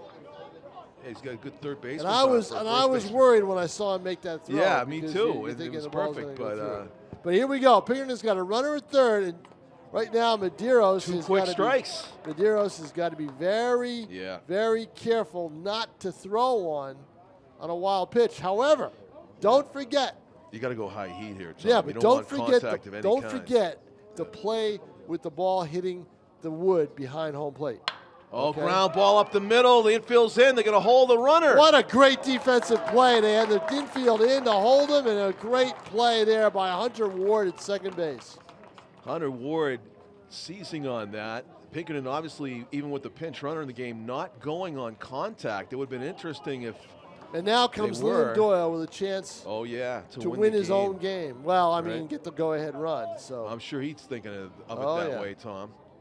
You know, if he knocks his this running, is. I I don't mean, think what he- a great game. We got now. You get the two pitchers going at it, right? Yeah. Ooh, that's a tough pitch not to be called a strike, just on the outer part of the plate. 1-0 to Liam Doyle in the dirt, and Nice Caleb block. Rich saves the game. Nice maybe. block by Rich, but Yeah. but Medeiros being very careful. Let's see who's on deck after him. Who it is 0 for 2. Yeah, Max Lorman. Yeah, Lorman's- You really don't want to give Doyle anything. He's batting I would- 7th in a 9-man Yeah, lineup. I would say pitch Yeah. around him. Right. And he swung at that. He did. 2-1. So. Problem is, though, here's the thing. You see, if he Here's- doesn't this swing is- at that, this you're is- probably putting him on anyway, Yeah, right? but here's the thing. Dangerous. Those pitches that Medeiros is throwing, one of them could get away. Like And that almost one, did. almost. See? Oof. He's going to the outer part of the plate. You know, right now, I know it's first and third. It He's gets going messy, to the but you got to be careful here. He's going to the Yeah. outer part of the plate with a chance to put him on. I would just I would say stay out put of him the on. strike I would zone. just Yeah, put him on. exactly, At 3 Tom. and 1 right Yeah. here, I would put him on. That's in the dirt. That was dangerous too. Yeah, they're all Yeah. dangerous. Why Yeah. not just put him on? You know, Yeah. that's So he's pitching to the 8 batter now. Max Lorman has popped up and grounded out to second. I believe, unless they pinch hit for him. Number 8, let's see, is double checking. It is Maxwell Lukeman, the batter for the Astros. 0 for 2. Should always go by the printed roster. not Popped the up. handwriting. And the handwriting stuff. Popped up and grounded to second. Yep. 2 outs. Go ahead runners at third base. And the pitch. And if Doyle runs here's from the thing. first base, I think they're Here's just the going to let thing. him Yeah, have but it. here's the thing. He's worried about Doyle at first base. Don't even 'Cause bother if he with goes, it. you're not even throwing a second. You got a hitter that you've gotten out twice. Put the ball over the plate and make him hit the ball. Exactly. Like that. It's Low. low. 2-0. Yeah. It's, it is a situation, though, again, with first base, you might as well consider it as being empty. He needs to get, though, either Lukeman here or Horn in the bottom of the lineup. The throw to first base. Oh, that's Ooh, those that's are confidence in your move right there, Tom. but that's a dangerous play. It is, yeah, it is. You know, I mean, a dangerous play. Those balls get by more often than not. Just focus on this kid right now. There goes Doyle, and they fake it, and he's got him at third. He's got him. Out at third base, Caleb Rich. What a play. And another base running mistake by the Astros. Absolutely. Caleb Rich with the pump fake, and Riley Bolio took an extra step at third base, and he paid dearly They for have it. made 2 big outs at third. All you need to see is the chalk right around the bag to tell you what's yes. been going on over there. Oh, there needs to be a chalk outline over there, Tom, Yeah. because Caleb Rich has victimized 2 base runners of the Astros, 2 big outs at third in this game, and that So is why we're still tied. And we go to the 7th, 1-1. But that's, boy, that was huge. It was, and now it's, the 8-9 hitter is going to have to start off the inning for Pinkerton because Lukeman was still up there when that happened. So they'll go 8-9-1 in the 7th. No matter what, they're going to be batting. And here comes South looking for that go-ahead run. And it's going to be tough. Only silver lining here is Liam Doyle is throwing. His pitch count is now getting up there a little bit. I mean, we're in the 7th. This will probably be. I Think so? bet they'll probably set. They probably Yeah. set it 8 innings. I've got to think so. I mean, Yeah. it's. I mean, April, there's a right? there's a pitching rule in terms of number of pitches Oh, you yeah? can throw during the course of a week. I think. Right. So And it is. I mean, is a great game. You want to win the game, but it's April, so you got to be somewhat reserved in how long you pitch this young man right now. there's Dean Adams. He looks like he's taking an extra breath there, doesn't he? Between Wasn't watching. yeah. Liam took a little while to get up on the pitching rubber this time. Kind of collecting himself as he faces Dean Adams, who had that really strange at bat where he looked like he got hit by a pitch and the umpire didn't really recognize it. 0-1.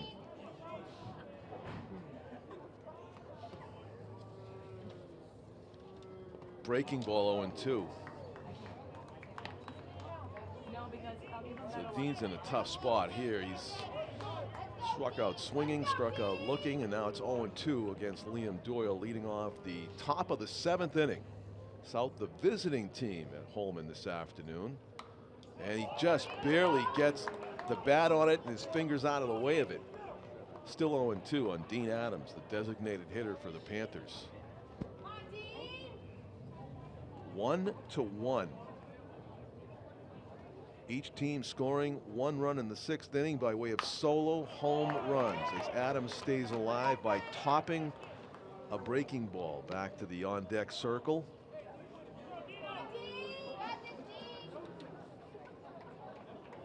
Good crowd on hand for this afternoon game. BG getting set to host Portsmouth. A lot of those players and fans and coaches are here.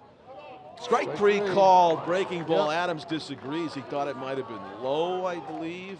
I don't. I think it was a strike. And that is, what do you got, 16, Tom? That's amazing. 6, 7, 8. 1, 2, 3, 4, 5, 6, 7, 8, 9, 10, 11, 12, 13. Hunter Ward. Yep, that is 16. Strike. 16 strikes. Wow. I think this has got to be the most I've ever seen. In a high school game? Oh, yeah. The 0-1. Hunter Ward has a base hit. He is 1 for 2 as he twists out of the way of that one. We're not seeing too many curveballs here, are we? No. He hit a fastball in that base hit, by the way. Yeah, Ward got it. Yeah, exactly. Dug it out off the inside corner. The 1-1 pitch. Breaking ball over the middle, and he wasn't looking for that. 1-2. Some respect there from Liam Doyle, mixing it up to the South 5 hitter. Foul tipped into the mitt. Hunter had a pretty good hack at it, but comes up empty. 17.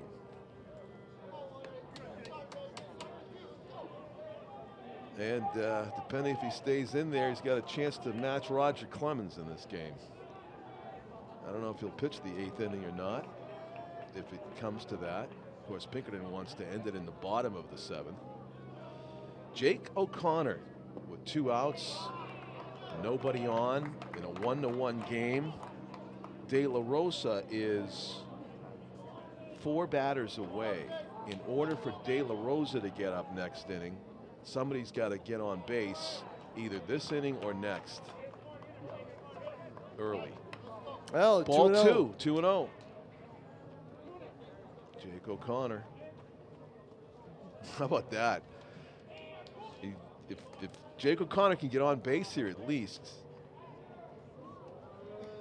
Nolan Medeiros or whoever's pitching for Nashua South is going to be pitching to get De La Rosa back up there. Hard hit ground ball. He's Handcuffs going to make it. Shortstop, and he will make it. He will make it. Oh, an E6, a big E6. Let's see if South can take advantage either this inning or, as I say, next inning.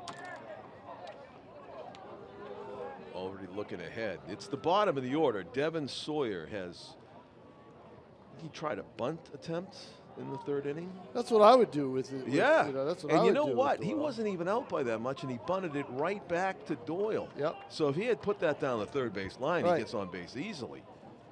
So yeah, why not? The pitch. Here he goes on the first pitch, throw to second base, and out. Yep. Tagged him on the way down. Tagged him on the way down. The throw was wide, but it was at the right spot. And it's a tough play, but. Right, and if you're the shortstop for Pinkerton, I believe that's Brendan, it's Elijah Sharp. Yep.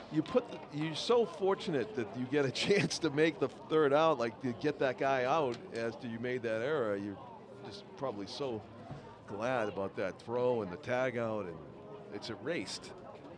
So it is still a situation where somebody's going to have to get on base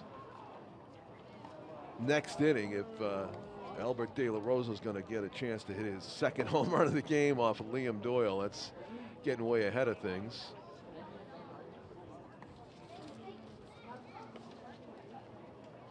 But it is, in fact, Nolan Medeiros working the bottom of the 7th. So, on Warren Spahn's birthday, Tom, he would be proud of these 2 young men right here. Sure would. complete game master. You know, in all of the major leagues, like to lead the league in complete games these days, all you need to do is 2 complete games a year.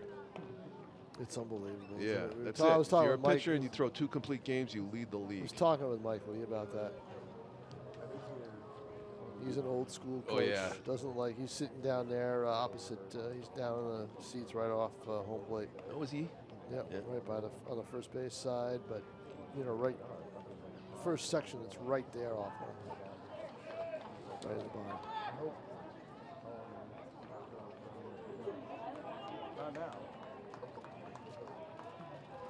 He's as old school as they come, and he cringes when he sees how pitchers are babied these days. Yeah. So 8-9 one-hitters due for Pinkerton. There's Lukeman. Takes a strike. Looked like a breaking ball there from Medeiros. Bottom of the 7th, 1-1. Nolan Medeiros, the South starter, still in there.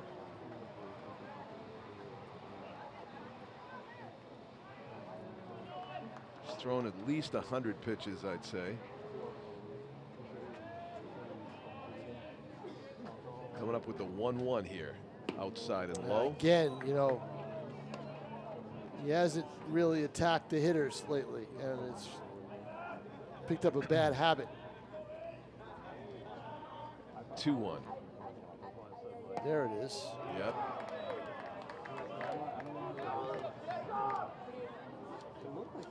You know, when you got a curveball pitcher, you live and die with it, you know, so. Lukeman has grounded out and popped out, and that's a ball. Just 3-2. But now you're 3-2, and you don't want to put the leadoff guy on in a tie game going in the bottom of the 7th. Especially because you're given the top Especially of the order. when he's number 8 Yep. in the lineup. The 3-2 pitch. Nope. Strike 3. Oh, boy, was he lucky. Oh, yeah. As they say, he got helped Oh, out. man, did he help him out. Oh, boy. 1 up, 1 strikeout, barely, and 1 down. And now the 9 hitter. But, you know, again, the flip side is that's what Medeiros does. He causes you to swing at those pitches, you know. So it's good on his part, but on 3-2, that's a tough pitch to throw. That's you know, you're counting on the hitter too much there, I think. But all's well that ends well, right? You know, he's the 9 hitters up there. Ball. Yeah. The 9 hitters up there, but I just heard from the Pinkerton side, stay hot. And the reason is Brendan Horn reached twice. Error in the error De La Rosa in the single. The 1-0. So Medeiros, who has yet to get the 9 hitter so far, is behind in the count 2-0, and the top of the order waiting to get up there. And if he puts curveball, front door, nice pitch, 2-1. If he puts Horn on, he's in danger of facing Marshall again this inning. He's wiggling out of trouble. How many times can you count on Pinkerton making mistakes on the base paths? Right. Nice Swung pitch. on it, man. It looked like a changeup Nice that time. Maybe a changeup curveball sort of thing from And it's Medeiros. fun. You know, we got a South team that's very good this year. You know? We haven't had that in a while, so this is good. Yeah. 2-2 stays up, and it's full again. You know, a year ago in this type of game, it would have been over. We would have been here an hour and 10 minutes, and it would have been over. The high wire act by Medeiros continues as he goes full on the 9 hitter. And both a lot of pitches in the last 2 innings. Yeah, both the pitcher and the batter will reload. The 3-2 on the way. Ground ball. De La Rosa bobbles, fires, not in time. E6. E6. The bobble cost him.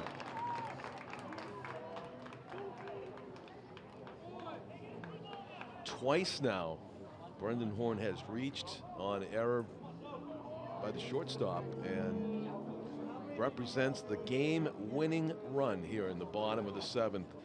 Lorenzo Corsetto up there. 0 for 3, fielder's choice. The little tail that's on the end of the helmet. See that? Yeah. What's that all about? I think he's probably just got it tied into his hair. Maybe. The 0-0. Strike called. So they'll test Caleb Rich's arm here. I would imagine. Yeah. Off the end of the bat. gonna Long drop. run. It's going to fall for a base hit. Ward almost got to it, He though, did. didn't he? Great hustle, but it was just, you could kind of tell it didn't have enough height to let him get over there. And certainly Capico wasn't going to get to it. It was way too long of a run and not high enough of a Texas leaguer there for the Astros. Have a game-winning run in scoring position with 1 out here in the bottom of the 7th. Corsetto with his first hit of the game. Jackson Marshall is on deck. Yes. And Jacob Albert is up there in a prime spot. He knows he's going to get something good to hit. In Nashua South, you're hoping for a double play. Hits You're it not gonna hard get and it. deep to center. It's a long be run caught. back, but It's he's gonna going be to caught. catch it. The runner tags, and he'll go to third with 2 out. It's first and third, and it's Marshall. Do you walk him or not, Tom King? Yes. I agree. You load the bases Yeah, up. get the force. Don't mess, right? Don't mess with it. Force at any base. Yeah. There it is. Yep, there it is. There Jimmy it Guy is. is walking him. Yep. Yep. Take your walk, Jackson. And the look on Jackson's face was like, Yeah, you know. That's right. So now Medeiros has Yeah. got to pitch with the bases loaded, and he's got to pitch to contact to a hitter he walked his last time up. Yes, he did. He's got to trust He's his got to stuff pitch to him. and pitch to him. Yeah. He's got to pitch to contact. Game here. on the line, Tom. 2 outs, bases loaded, 1-1. Bottom of the 7th, nowhere to put him. Jackson Marshall, who hit that booming line drive home run, is at first base. They're not going to mess with him. Front door, curveball, strike 1. Don't want to hit him with a pitch either, but that was well placed from Medeiros to Thomas Ryu. Swung on and missed, strike 2. A sharper breaking ball that time over the middle of the plate, but no contact from Ryu. What do you throw him on 0-2? I don't know, but you got to be careful that you don't put it in the dirt and force the catcher to make a block. Fouled it off. Few shots to the backstop. He had him out in front, Tom, but just not enough. Well, there's no sign. You're not going to. You're looking down the third base coach for a sign on 0-2. Really. 0-2. Bases Come on, loaded. There's nothing going on no, it's you and the pitcher. Let's go. Swing the The bat. pitch. Let's see what happens. Strike 3 called. Nolan Medeiros Look at is Medeiros. fired Look at up. him. Look at him. He Pump his should fist. be. Wow. How to compete. Yep. Great job. Bases loaded. No runs. We go extras here at Holman. Great job by Medeiros. Wow. So now, the $6 million question. Yes. And I believe I see him coming out to the mound. Let's see. They had somebody in the bullpen warming up. Yeah. Let's see. Liam Doyle, no. He was on base, Ye- so yeah, they took him out. yep, he's There's a out. right-hander out there. Yep. Liam is actually, what is he going to play the outfield? Yeah, I think he is. That's him, He's right? going to play outfield, yeah. That's him going out to right They're field. keeping his bat in the game. Yep. Yeah. So Doyle is done. They survived Doyle, Tom. They did. How about that, huh? Yes, thanks to Nolan Medeiros Yeah. and Albert De La Rosa with the solo home run. And De La Rosa is due to bat 4th in this inning if Devin Sawyer, Caleb Rich, and or Leo Capico can get aboard against the relief pitcher for the Astros. A classic game. Wow, it sure is.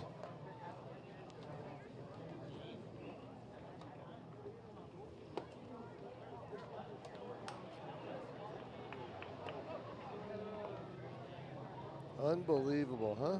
Yes. Well, let's get a beat on the relief pitcher for the Astros, Tom, if we can get a number. I think it's 5. Is it 5, Michaela? Do you see the pitcher? He's got to turn around. He hasn't done that. Doesn't come off There the he mound. goes. There he goes. Number 8. 8. Yep. And that is going to be Maxwell Lukeman, who was in the lineup. He shifts from, where was he? He was in right field. So he traded places with the starter, Liam Doyle. Liam Doyle's now in right field, and here is Max Lukeman handling pitching duties, right-handed pitcher. He's going to look miles difference from Liam Doyle as a right-hander, not as big of a kid, not as hard of a thrower by any means, and he's going to face the 7, 8, 9 hitters due up for South, batting in the top of the 8th inning. We are in extras here at Holman.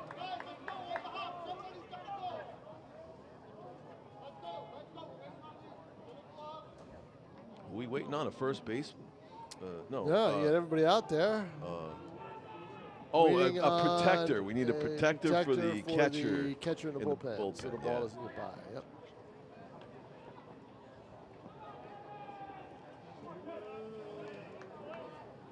Devin Sawyer will lead it off. Takes a strike. Well, picking up where Liam Doyle left off with the first pitch strike there. Max Lukeman gets ahead of the batter. Curveball, top of the zone strike. Generous strike call there. It's 0-2. And the umpires in the stands don't like it. It's extra innings. You better be swinging strike call. And he was right there. Right there. Fouls it into the first base. It's actually off the top of the cement over there. 0-2 remains the count on Devin Sawyer. Despite the fact that this is top of the 8th inning, extra innings, Devin Sawyer only up there for the 3rd time, and you can thank Liam Doyle for that, the starter for Pinkerton. Facing just over the minimum. Was it 1 over the minimum? They had a caught stealing. No, they had. Well, let's see. He's got to face 21, right? That's the minimum is 21. In 7, 21, yeah. So, pitch. Hard hit foul.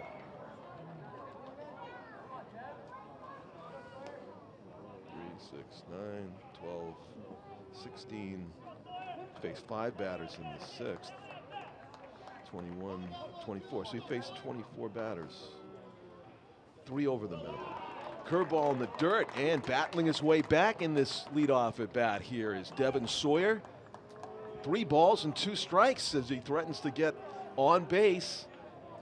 Would represent the go-ahead run. That is strike 3 right down the middle. Right down the middle. You can't look at that. No question. Can't look at that. No. Right down Broadway. Yikes. Yikes. So 1 up, 1 down, and it turns into a combined 17 strikeouts now for the Pinkerton Astros pitching staff. Doyle with 16 of those. That missed. Ooh. And the Pinkerton fans want to know where that was, and so do I. Yeah, that looked like it was a better pitch than the yes. upper part of the plate exactly. curve that he had earlier.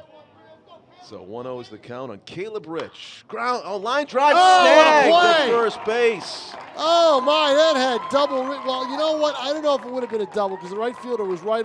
Because Doyle was right over there. he was camped over there, but Nicholas Ryu steals one. Steals a hit from Caleb Rich. Oh, boy, I tell you though, every time you want to give Pinkerton the bottom of an inning, I think it's trouble. Oh yeah. This is one where, I mean, this game would normally have been played in Derry had it not been part of this extravaganza. So. Yeah. You know why this is a huge at bat, right, Tom? Because who's on deck? Yeah, Albert. Yeah. The pitch. On a swing, he couldn't hold up. And right now, it's starting to look like Albert's not going to see another, maybe not another at bat in this game. Yes. I just think Pinkerton has gotten so many. They've threatened so many times. They got to get a run home somehow. The 0-2 in the dirt. It's a good 0-2 pitch. Yeah. And now, a curveball coming. Don't you think? Oh, I feel it. Top of the zone. I feel a curveball on the inner half of the plate. Yeah. Oh boy. And outer he misses. half. Outer half. Astro fans want everything to call. Well, that wasn't that wasn't a strike. The only way that's a strike is if he swings at it. Exactly.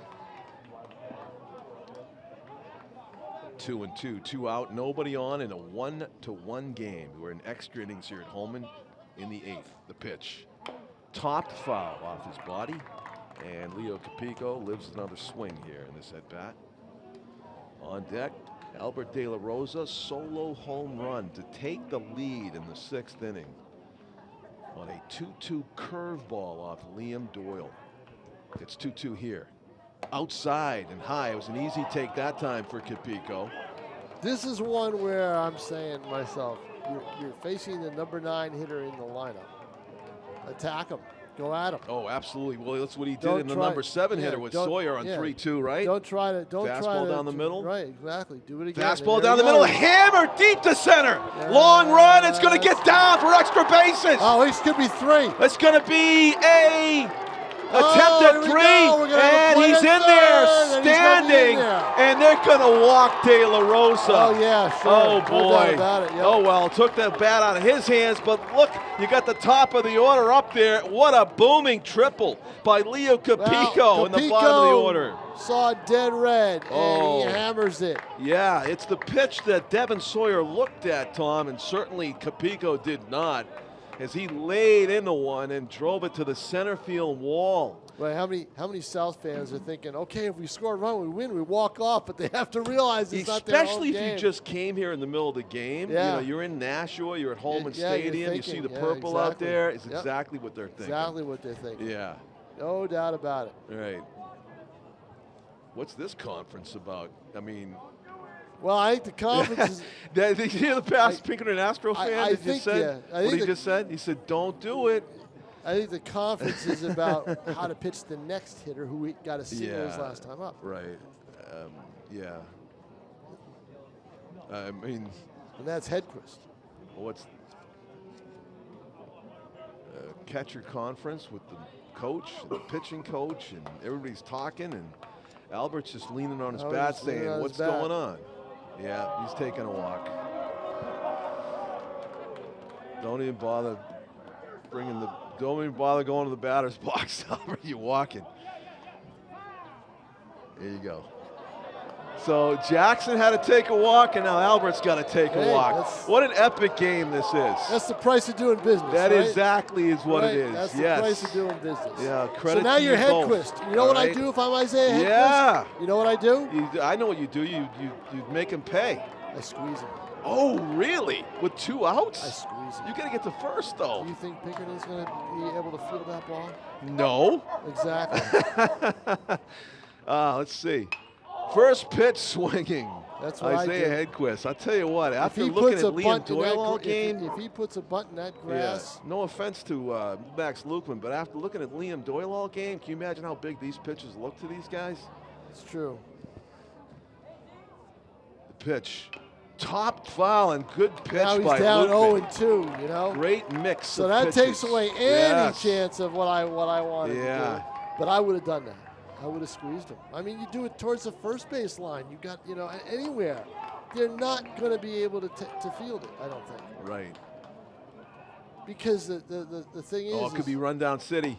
Strike 3. You can't take that you can't pitch. take any of those pitches. Oh, You're gone boy. on 3. What a job by You're Lukman, though. gone on 3 pitches. Oh, I mean, the mix of pitches he just threw. He threw like a 50-mile-an-hour curveball, and then he threw the heck out of that fastball at the letters on the upper outer, and he caught Isaiah Hedquist just browsing. I mean, that hurts, as after that booming triple and the intentional walk, Pinkerton dodges a bullet. Now they're up in the bottom of the inning with a chance to win it.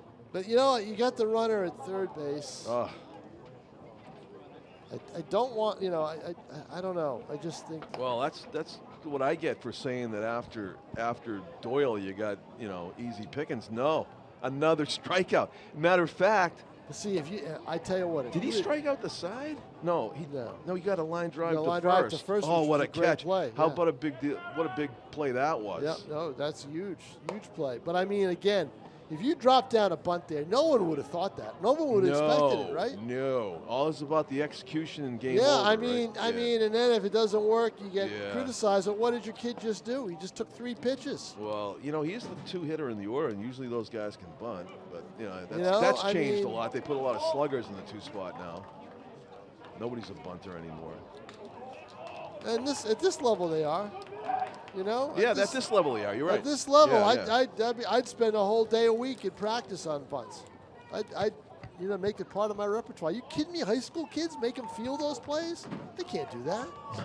Seriously. I mean, some can, but a lot of them can't. They'll throw the ball around.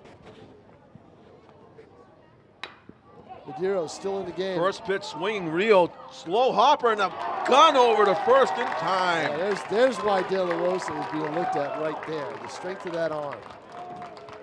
Wow. So it races what would have been a infield hit.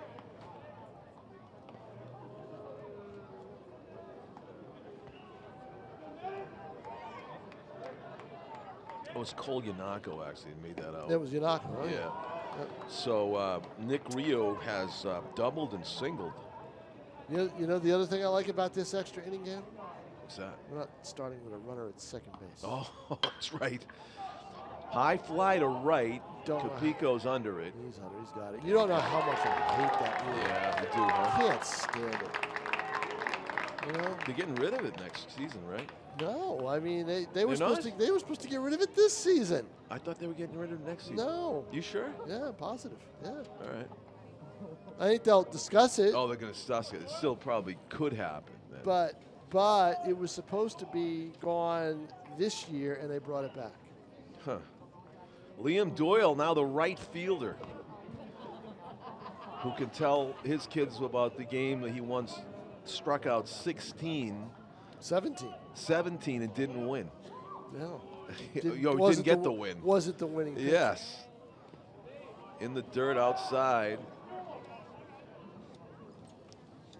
Tell you what, we won't see Nolan Medeiros for a while. He's not going to be out there for next week. Now they may give him the week off, or at least not pitch him until Friday. He was their Monday guy. Yeah. Big swing, pop up behind home is going to find the seats. Caleb Rich gave chase. Nate Mazerol just missed it. Yep. If it was a basketball, he would have had it. Yep. Let right. the record show. Exactly. Nate Mazerol, the South Athletics coordinator. Seeing a great game, like we all are here, being treated on this Saturday afternoon of a quadruple header. The game of the day, I gotta believe. In the dirt, outside and low. Going back over the day, Tom, what was the score of the Titans Blue Devils game? 13-5, I believe. North. Yep. 4 in a row for the Titans. 4 in a row. Yeah, the North-South game is going to be. Walks the leadoff batter. North-South game is going to be batter. good. North-South game we're going to do later on in May. In a couple of weeks, that should be a very good game. 2 out. 2 out. Where is I? 2 out walk. Yeah, 2 out walk. But still, 2 out walks always come back to bite you, don't they? well, don't they? 2. Leadoff All walks, 2 out walks to the number 8 or 9. Nice pitch. Strike in the outside corner. I got to think this is Medeiros' last. If he gets him out, it's his last hit. You got to think so. You got to think he's not going to come out for the ninth.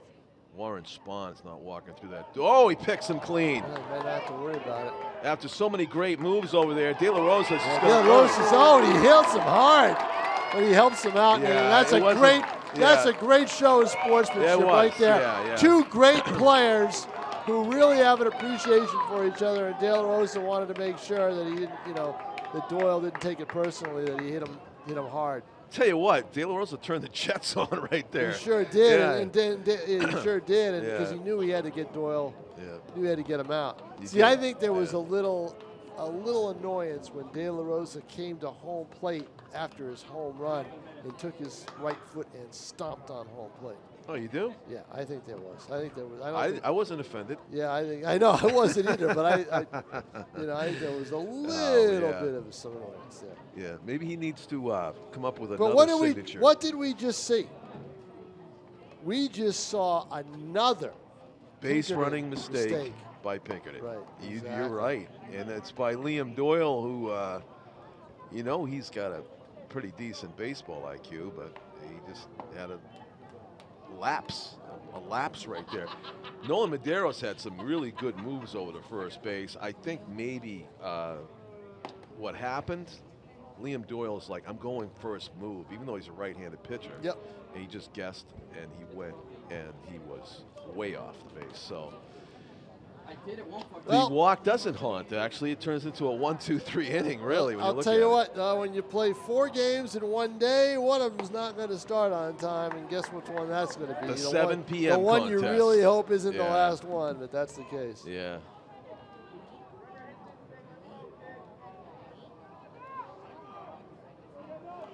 Well, if you tuned in to this one, you picked a good game to watch on Nashua ETV.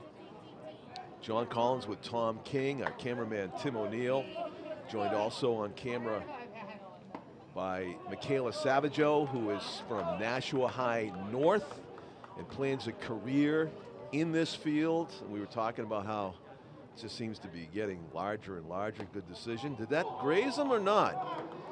No. Oh, close though.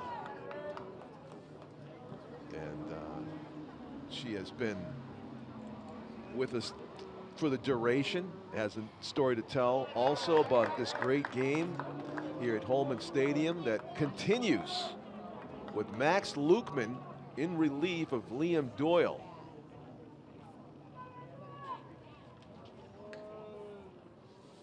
And that is a strike.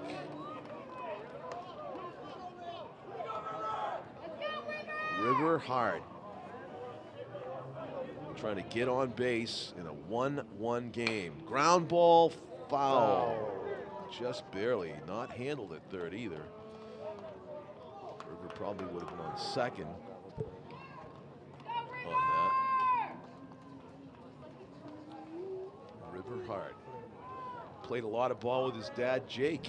Yep, I know you know. Yep. Hard throwing right-handed pitcher. Jake Hart. The 2-2 on the way. Very high to center. Playable. And takes a long time to come down, but it is out number 1 here in the 9th. These guys just insisted on playing 9. I always insist on playing 9 too, but it's 9 holes. 9 holes. That's all you play, right? You don't play the whole 18, No, is that right? I played 18. Yeah. And you prefer to play it out where nobody is on the course with you? Yeah, but those days are done. Oh, Hammer to center. Will it get down? Drop. Diving play, but it's in there. Base hit. Base hit for Dean Adams. He was very happy to see Liam Doyle no longer in the game. Had struck out 3 times before that hit, and he's on base with. And I'll tell you one what, out. Dean Adams. I don't know, John. I'm thinking Dean Adams ought to be at second base, aren't you? You had the outfielder hit the turf. Yeah.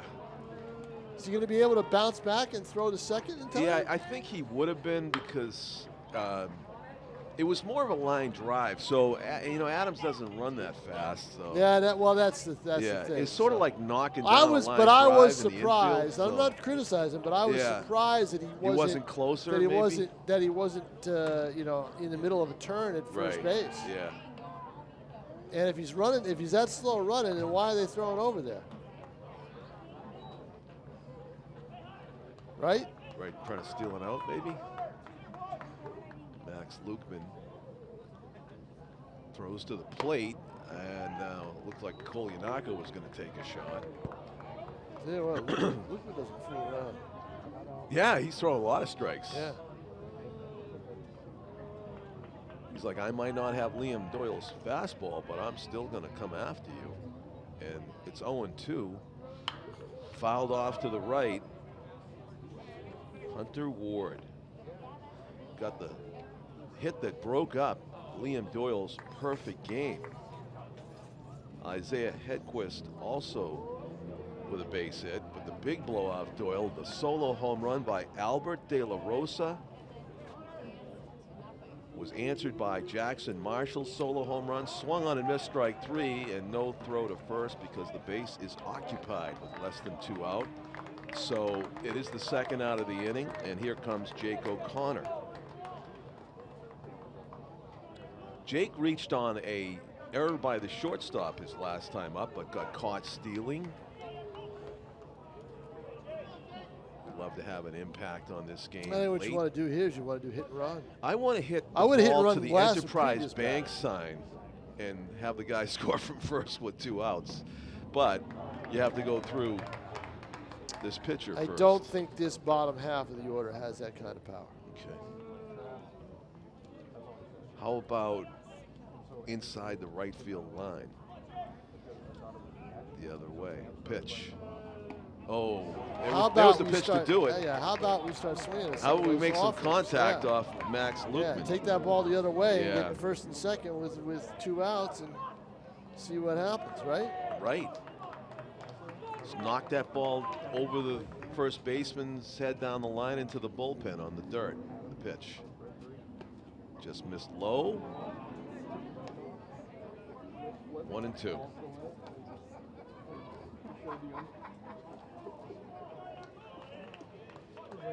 Jake O'Connor.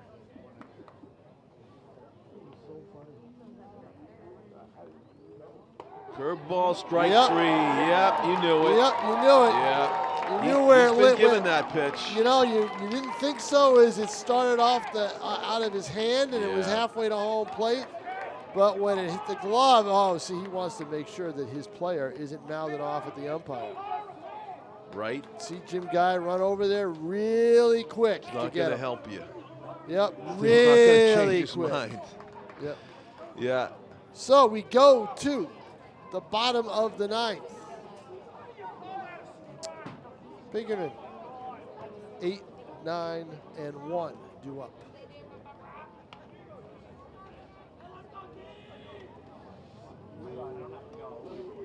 And if you're looking to see Girton Portsmouth, I would guess 7:30. Yeah.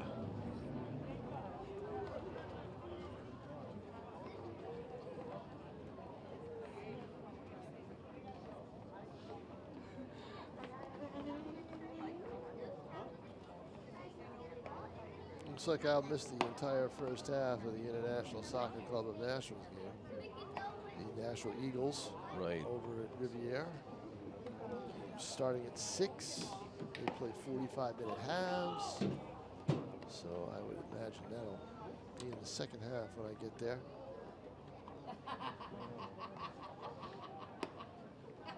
Nashua ETV bringing you this game between Pinkerton, who are playing the role of the home team here at Holman Stadium against Nashua High South. We have played through the top of the 9th inning. Pinkerton batting in the bottom of the 9th with a chance to win it off of the relief pitcher for Nashua High South. And that is Dean Adams.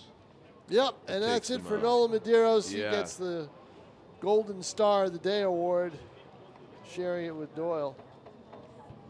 Doyle did it with flash. Can't say Medeiros did it with dash because he was very deliberate to the plate. But he did it with a gamer type performance where he just basically bore down when things got tough. So Dean Adams, that's right, Dean Adams is their reliever. I thought so, but I wasn't really ready to say it.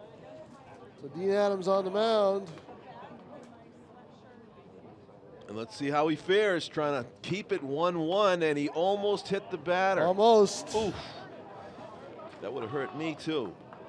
Matthew Barbudo. Yeah, you would have charged the mound. No, I mean, I'm rooting for Nashua South, I'll be honest, but you know. No, you would have charged. Put the You get yourself in trouble in those games.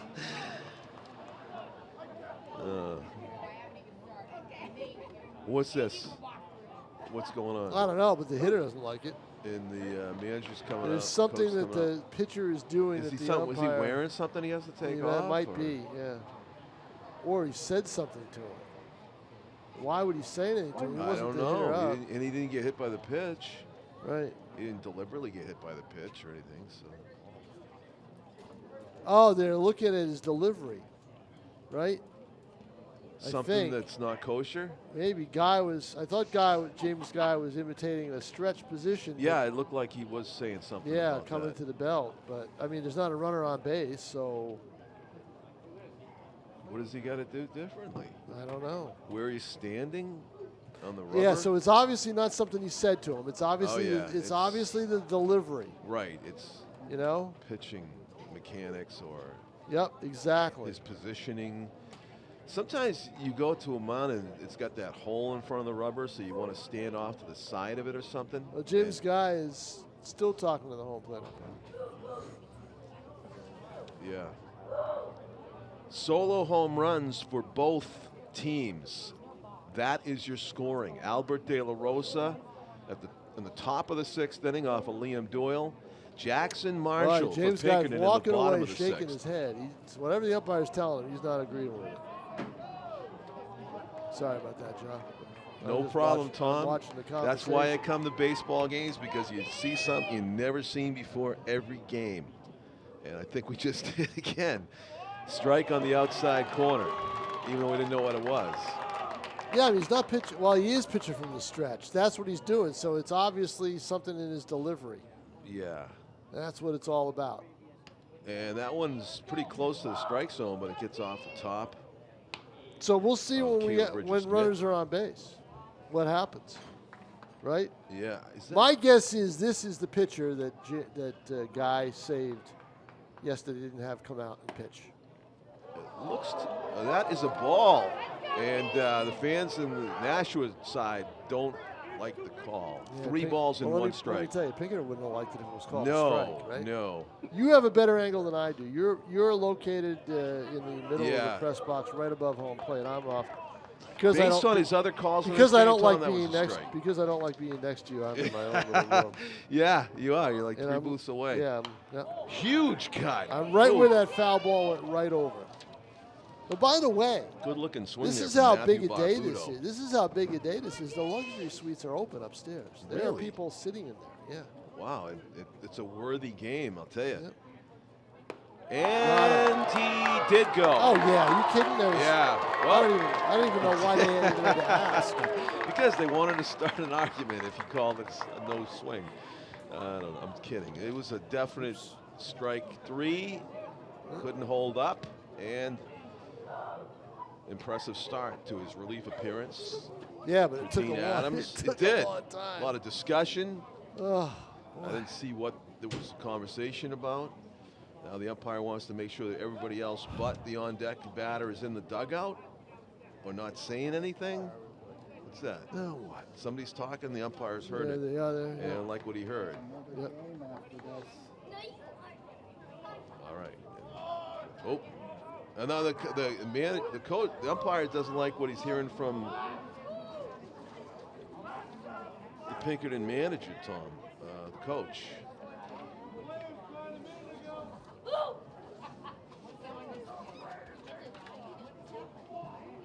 Steve Campo having a discussion with the umpire.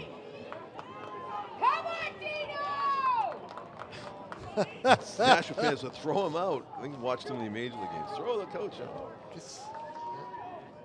1 out. And the batter now for the Astros is Brendan Horn, 9-hitter up there. 1 out. Adams prefers going from the stretch with nobody on base, and he throws down the middle, hit very hard and deep to right center. It's going to get down for extra bases. Horn Yeah, is but going to be in there A with a great double. job though to keep him to 2. Yep.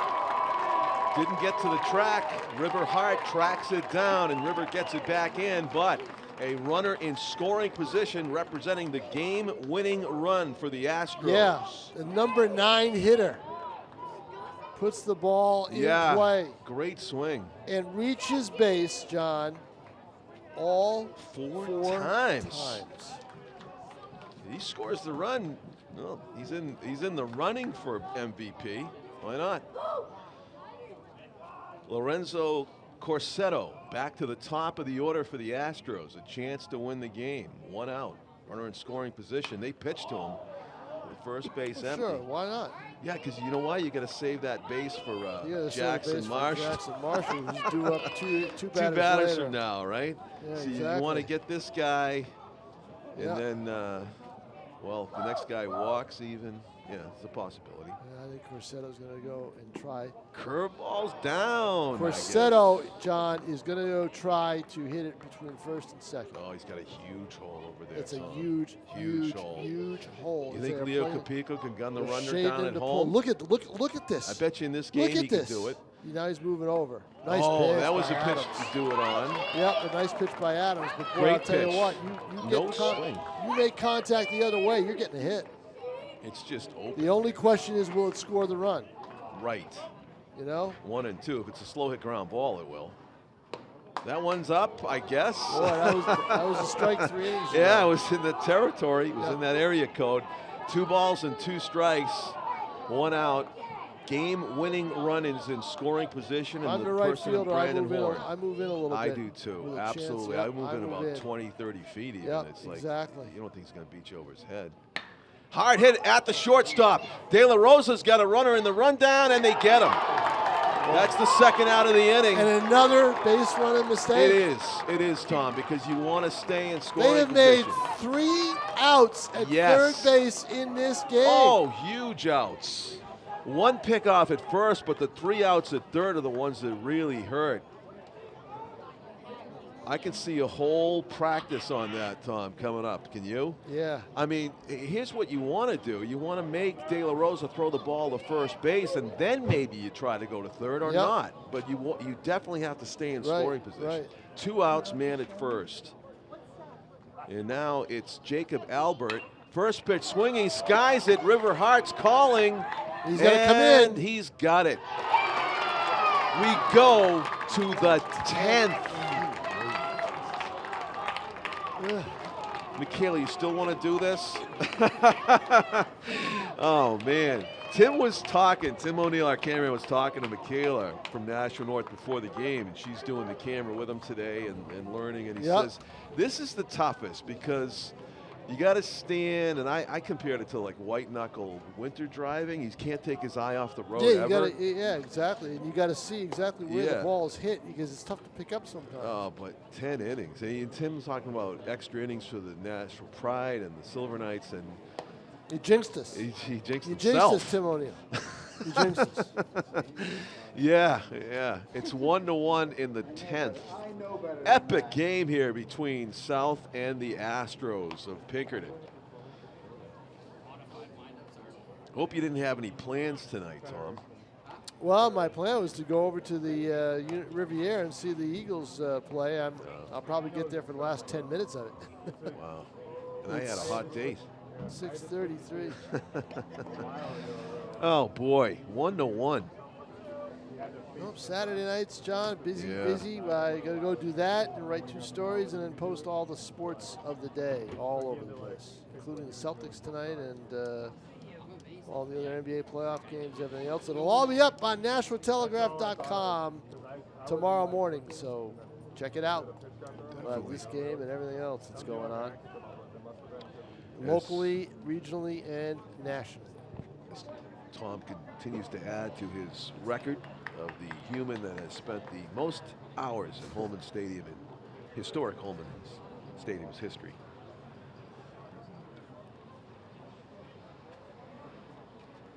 So who is going to be the hero?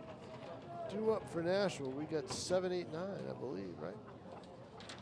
Yeah, we have Sawyer, Devin Sawyer, Caleb Rich, Capico, back to the order, Albert De La Rosa. Here in the 10th, facing Max Lukeman, rips it foul. Down into the concourse area. Ugly scene at Yankee Stadium today, John. Spectators in the right field bleachers were throwing trash and empty beer cans onto the warning track in the direction of Guardians right fielder Oscar Mercado, following Gleyber Torres' walk-off walk. Gave the Yankees a win in the bottom of the 9th. Projectile even hit an umpire trying to settle the scene down.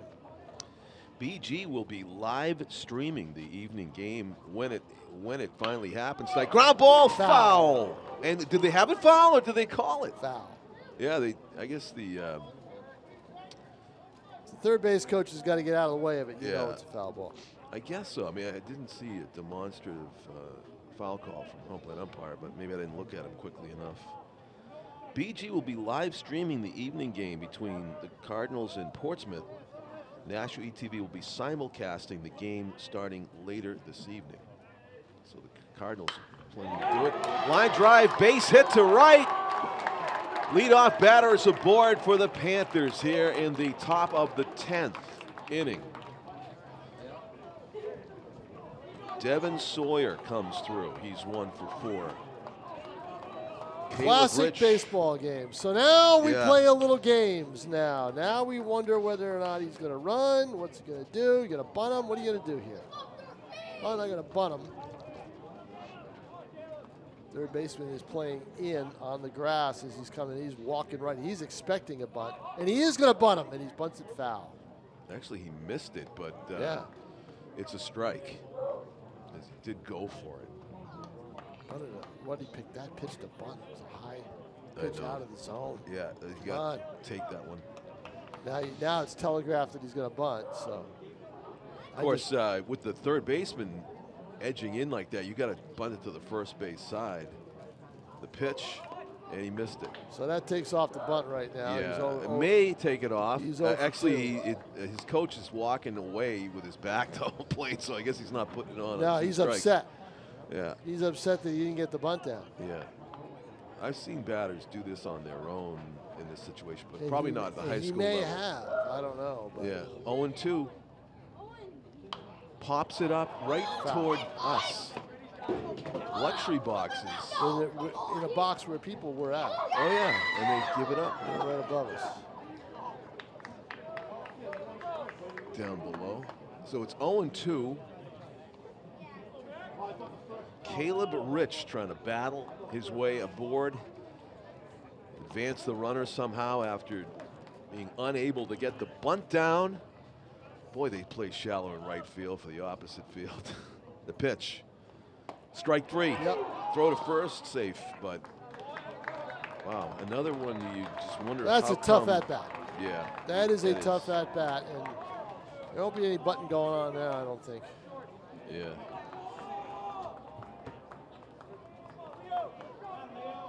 Leo Capico has tripled. Yeah, that's why. Big swing away. 3 at-bats. A nice gap up there in left center field. Sure it does. And if he wants to go to right field, I mean, he could just hit basically a semi-deep fly ball, and he think he'd get it over Liam Doyle's head. But yeah, Doyle in the way. He's walking back a little bit more now.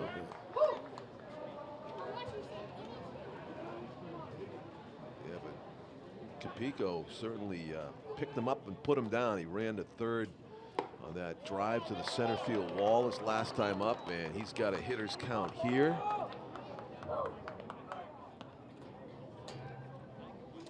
But if you're South and you survived Liam Doyle, you got to be saying to yourself, we got to win this game. Yep. You know? Leadoff batter aboard here in this inning. Strike.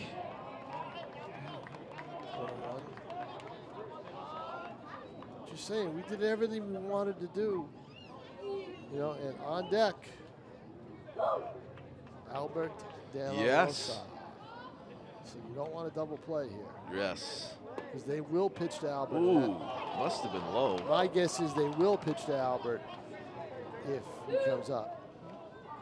Whether it's 2 on, 1 out, or whether it's 1 on and 2 out. Because you don't want to put the runner in scoring position.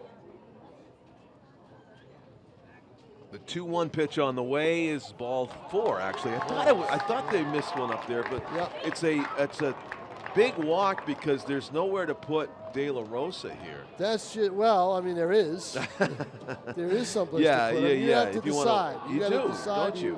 You know, with 2 outs, you do. 2 outs, yeah. But But with 1 out, I don't think you want to put him there. No, but Steve Campo is going to talk to us. Is he really going to? He's going to talk to his pitcher. He's going to talk to his pitcher. Yeah. Because what he's going to tell his pitcher is, okay, don't give him anything good to hit. That's so much easier said than done. It's like, Coach, do you want me to walk him or not? Well, I mean, just throw off-speed stuff on the outer part of the plate. Yeah, off-speed stuff. That's going to work out. The outer well. part of the plate and see if he swings at it. You know, Yeah, that's what you do. You pitch around him. You do pitch I around hear hitters. you. I hear you. But you didn't like it when they did it to you, I'm sure. But I mean, that's probably what got you a couple black eyes. But at the same time, this is, we'll see what happens here. Yeah. Well. This is going to be a very careful situation. You got a runner in scoring position. You got one of the best hitters in the state up. De La Rosa has homered in this game. He has accounted for the only South run. The pitch fouls it. That was a strike. That was going to be a strike call. It was going to be a strike call. Yeah. And how about Lukman coming right after him, basically? That's exactly it. Well, I'm sure Campo said, "What do you want to do?" Fastball in the inside corner. How do you want to throw? Yep. Challenged him. Now the off speed. There was no now I bet a it pitch. is. Yep. No, fastball low. Yeah, and you know what? Just stop thinking about him. Stop thinking about him pitching around you, Albert. He's coming after you. Yep. Regular at bat here. And Albert's probably saying, "Okay, fine, bring it. This is it. We'll see." The 1-1. Strike. Great pitch. And then he took something off. Yeah. Yeah. And now De La Rosa down in the count 1-2. And if he sees a fastball here, I'd be shocked. But we'll see. The 1-2. Ground ball right side. They will get one. It'll be first and third with 2 out. That was a defensive swing, if I've ever seen one. Absolutely. Yep. Just wanted to put the bat on the ball because he was caught off guard with that pitch. Max Lukman with excellent location. Yeah, that was it. That's all about location. The first pitch strike on the inside corner, and then he picked the outside corner twice. Good point, John. Very good point. That was all about location. And now you've got first and third with Isaiah Hedquist with a chance to take the lead. Got to put one over the shortstop's head here. That's, you're not facing, Doyle. The pitch. High strike. He was called out on strikes. Was it somebody else? Was it Hedquist? I think it was the last time up to end the inning. Yes, he did. High curve with runners at first and third. The 0-1 in the dirt, gets away, and a run's and not enough of a break. He should have scored. I tell you what, Tom. Why did not he try? I tell you why. He was only a step off the bag. A step off the bag when that ball went away. The secondary lead was a non-entity. It was not happening. He should be right beyond the cutout. Absolutely. Right beyond the cutout. Yeah. With 2 outs, there's no reason not to be. And you know what? That's a little bit on the third base coach, too. That's the coach to the guy. Ground ball is gloved. No and it's a one hopper and a nice play over at first. And Pinkerton dodges another bullet. And we go to the bottom of the 10th, 1-1. Well, that's a base running gaff right there. And that's something that I'll talk to Jimmy Guy about after the game if he loses this game, because that is a chance right there where you have the chance to take the lead. Now he's going out to talk to the umpire. So what's this all about? Is he going to argue the play at first? He's going to say he wasn't on the bag when he took the one hopper. Yeah, the umpire just raised his right hand, but he's going to talk to the home plate umpire. So that's what he wants. He wants a conference about it. Devin Sawyer was at third, and he just wasn't taking that secondary lead. I think he was afraid of getting picked off, because Yanako can throw. Yanako's got a hose behind the plate. So before anything happens here, let's see what they're talking about as James Guy is on the infield grass waiting to hear what happens. Yeah, nothing changes. Nothing changes. Guarantee you. Yeah.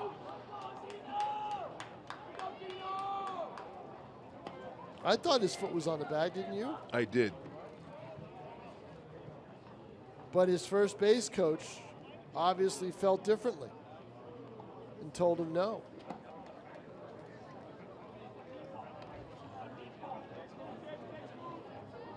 I believe the umpire is telling him, you know what?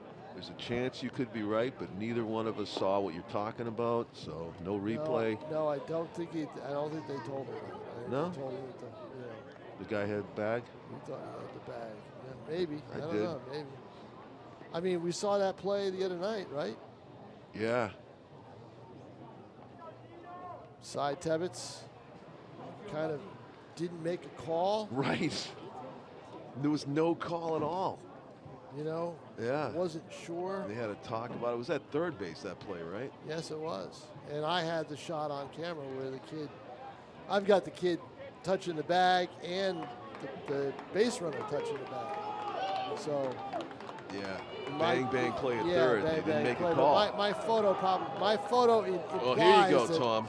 that the ball was, that he was out. If Jackson Marshall does what he did earlier, the game's over. Strike, curveball. Dean Adams, calmly, surgically with the curveball, upper outer, strike one. You hang a curve to him. That's what happened with Medeiros, right? On the curve. I thought it was a fastball. Maybe. I don't Yeah. know. I mean, Medeiros didn't throw too many fastballs, John. No, he didn't. So I don't know. Why would you throw this kid a fastball? The pitch. That's why. Ripped to left. And you know what? Foul. You know what? He just missed it. Yep, he did. He just missed it. He gets a hold of that. Well, he might have pulled it over the beer sign, out over the beer hut, out in left field.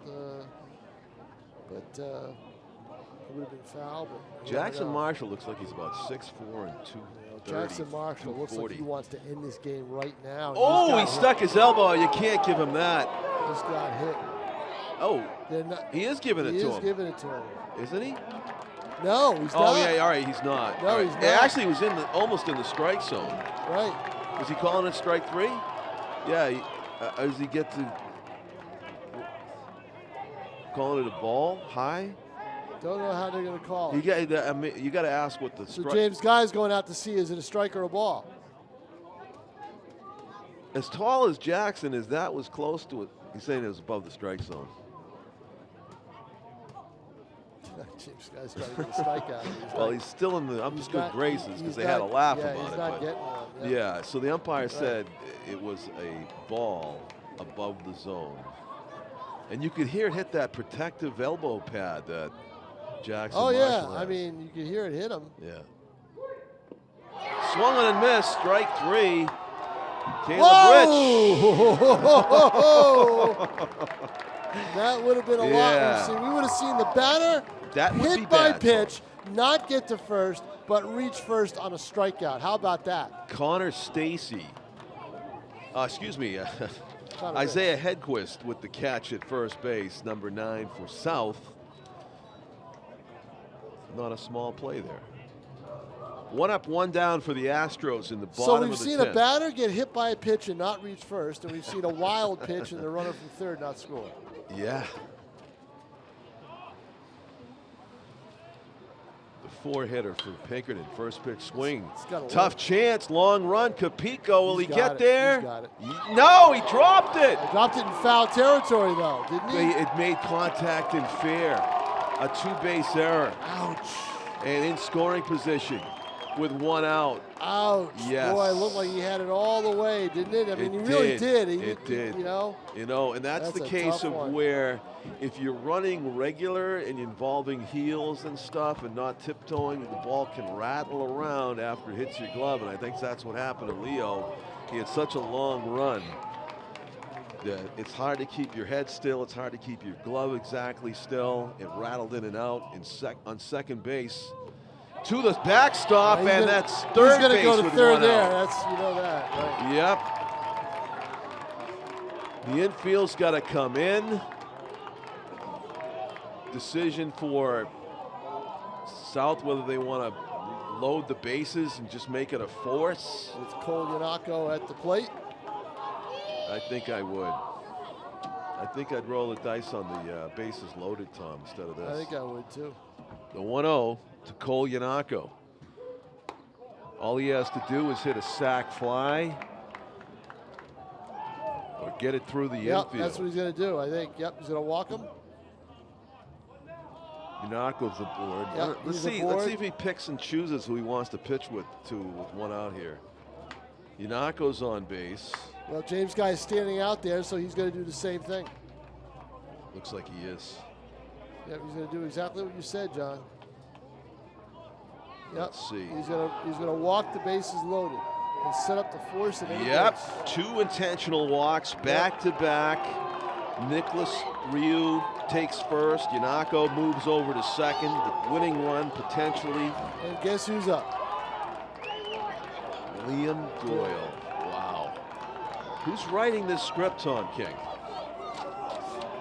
Unbelievable, huh? Liam Doyle. Tournament atmosphere. You know it? Isn't it? The 17 strikeouts were not enough, Liam. We're going to need something more from you today. 1-1 game. Dean Adams versus Liam Doyle throws it low, ball 1. He cannot walk him or the game ends. The game is over. South with the infield in, even with the force play. They don't need to be in. I don't know why they're in. 1 out. I guess they're coming home with it. Strike. I'm saying the middle infielders could go for 2, but I guess at high school level you don't assume double play. You can't. Yeah, so they're going to go home with it. Good pitch there from Adams. Swing and a miss. 1 ball, 1 strike. Only 1 out. 1-1 game and a ball. Ooh, a critical call there. That had a miss by inches. A grimace from Adams on the mound. He thought he had a strike. I don't think it was that close. Okay. 2-1. But you were looking at 2 outs and nobody on, right? Hit, Popped foul. up, foul. It's 2-2. You were looking at 2 outs and nobody on. Oh boy. So until the ball just hit the ground in and out of the glove of Capico. So Dean Adams does not want to go 3-2, Tom. He's going to groove this. Yeah, he is. He does not want a full count here. Doyle is going to swing. The 2-2 pitch is on the way. Hard hit, and it's over. A handcuff play off of the left wrist, and it is a walk-off. Liam Doyle, who had 17 strikeouts as the starting pitcher, with a walk-off single to center. Pinkerton wins it in 10, 2-1 here at Holman. What a game. Huh? What a game. Yes, Tom. Yep, incredible. Enjoyable. Glad we did it. Definitely. And these 2 teams, who knows, they might do this whole Liam Doyle, Nolan Medeiros thing again later in the season. Yeah, we'd love to see it. We would too. So that'll do it. For Tom King, I'm John Collins, thanking our camera crew, Tim O'Neill and Michaela Savaggio from Nashua North, for joining us for the duration. Tremendous game, an extra round of applause from the fans here at Holman. It's Pinkerton 2 and Nashua High South 1 here at Holman Stadium. Good night from us, everybody.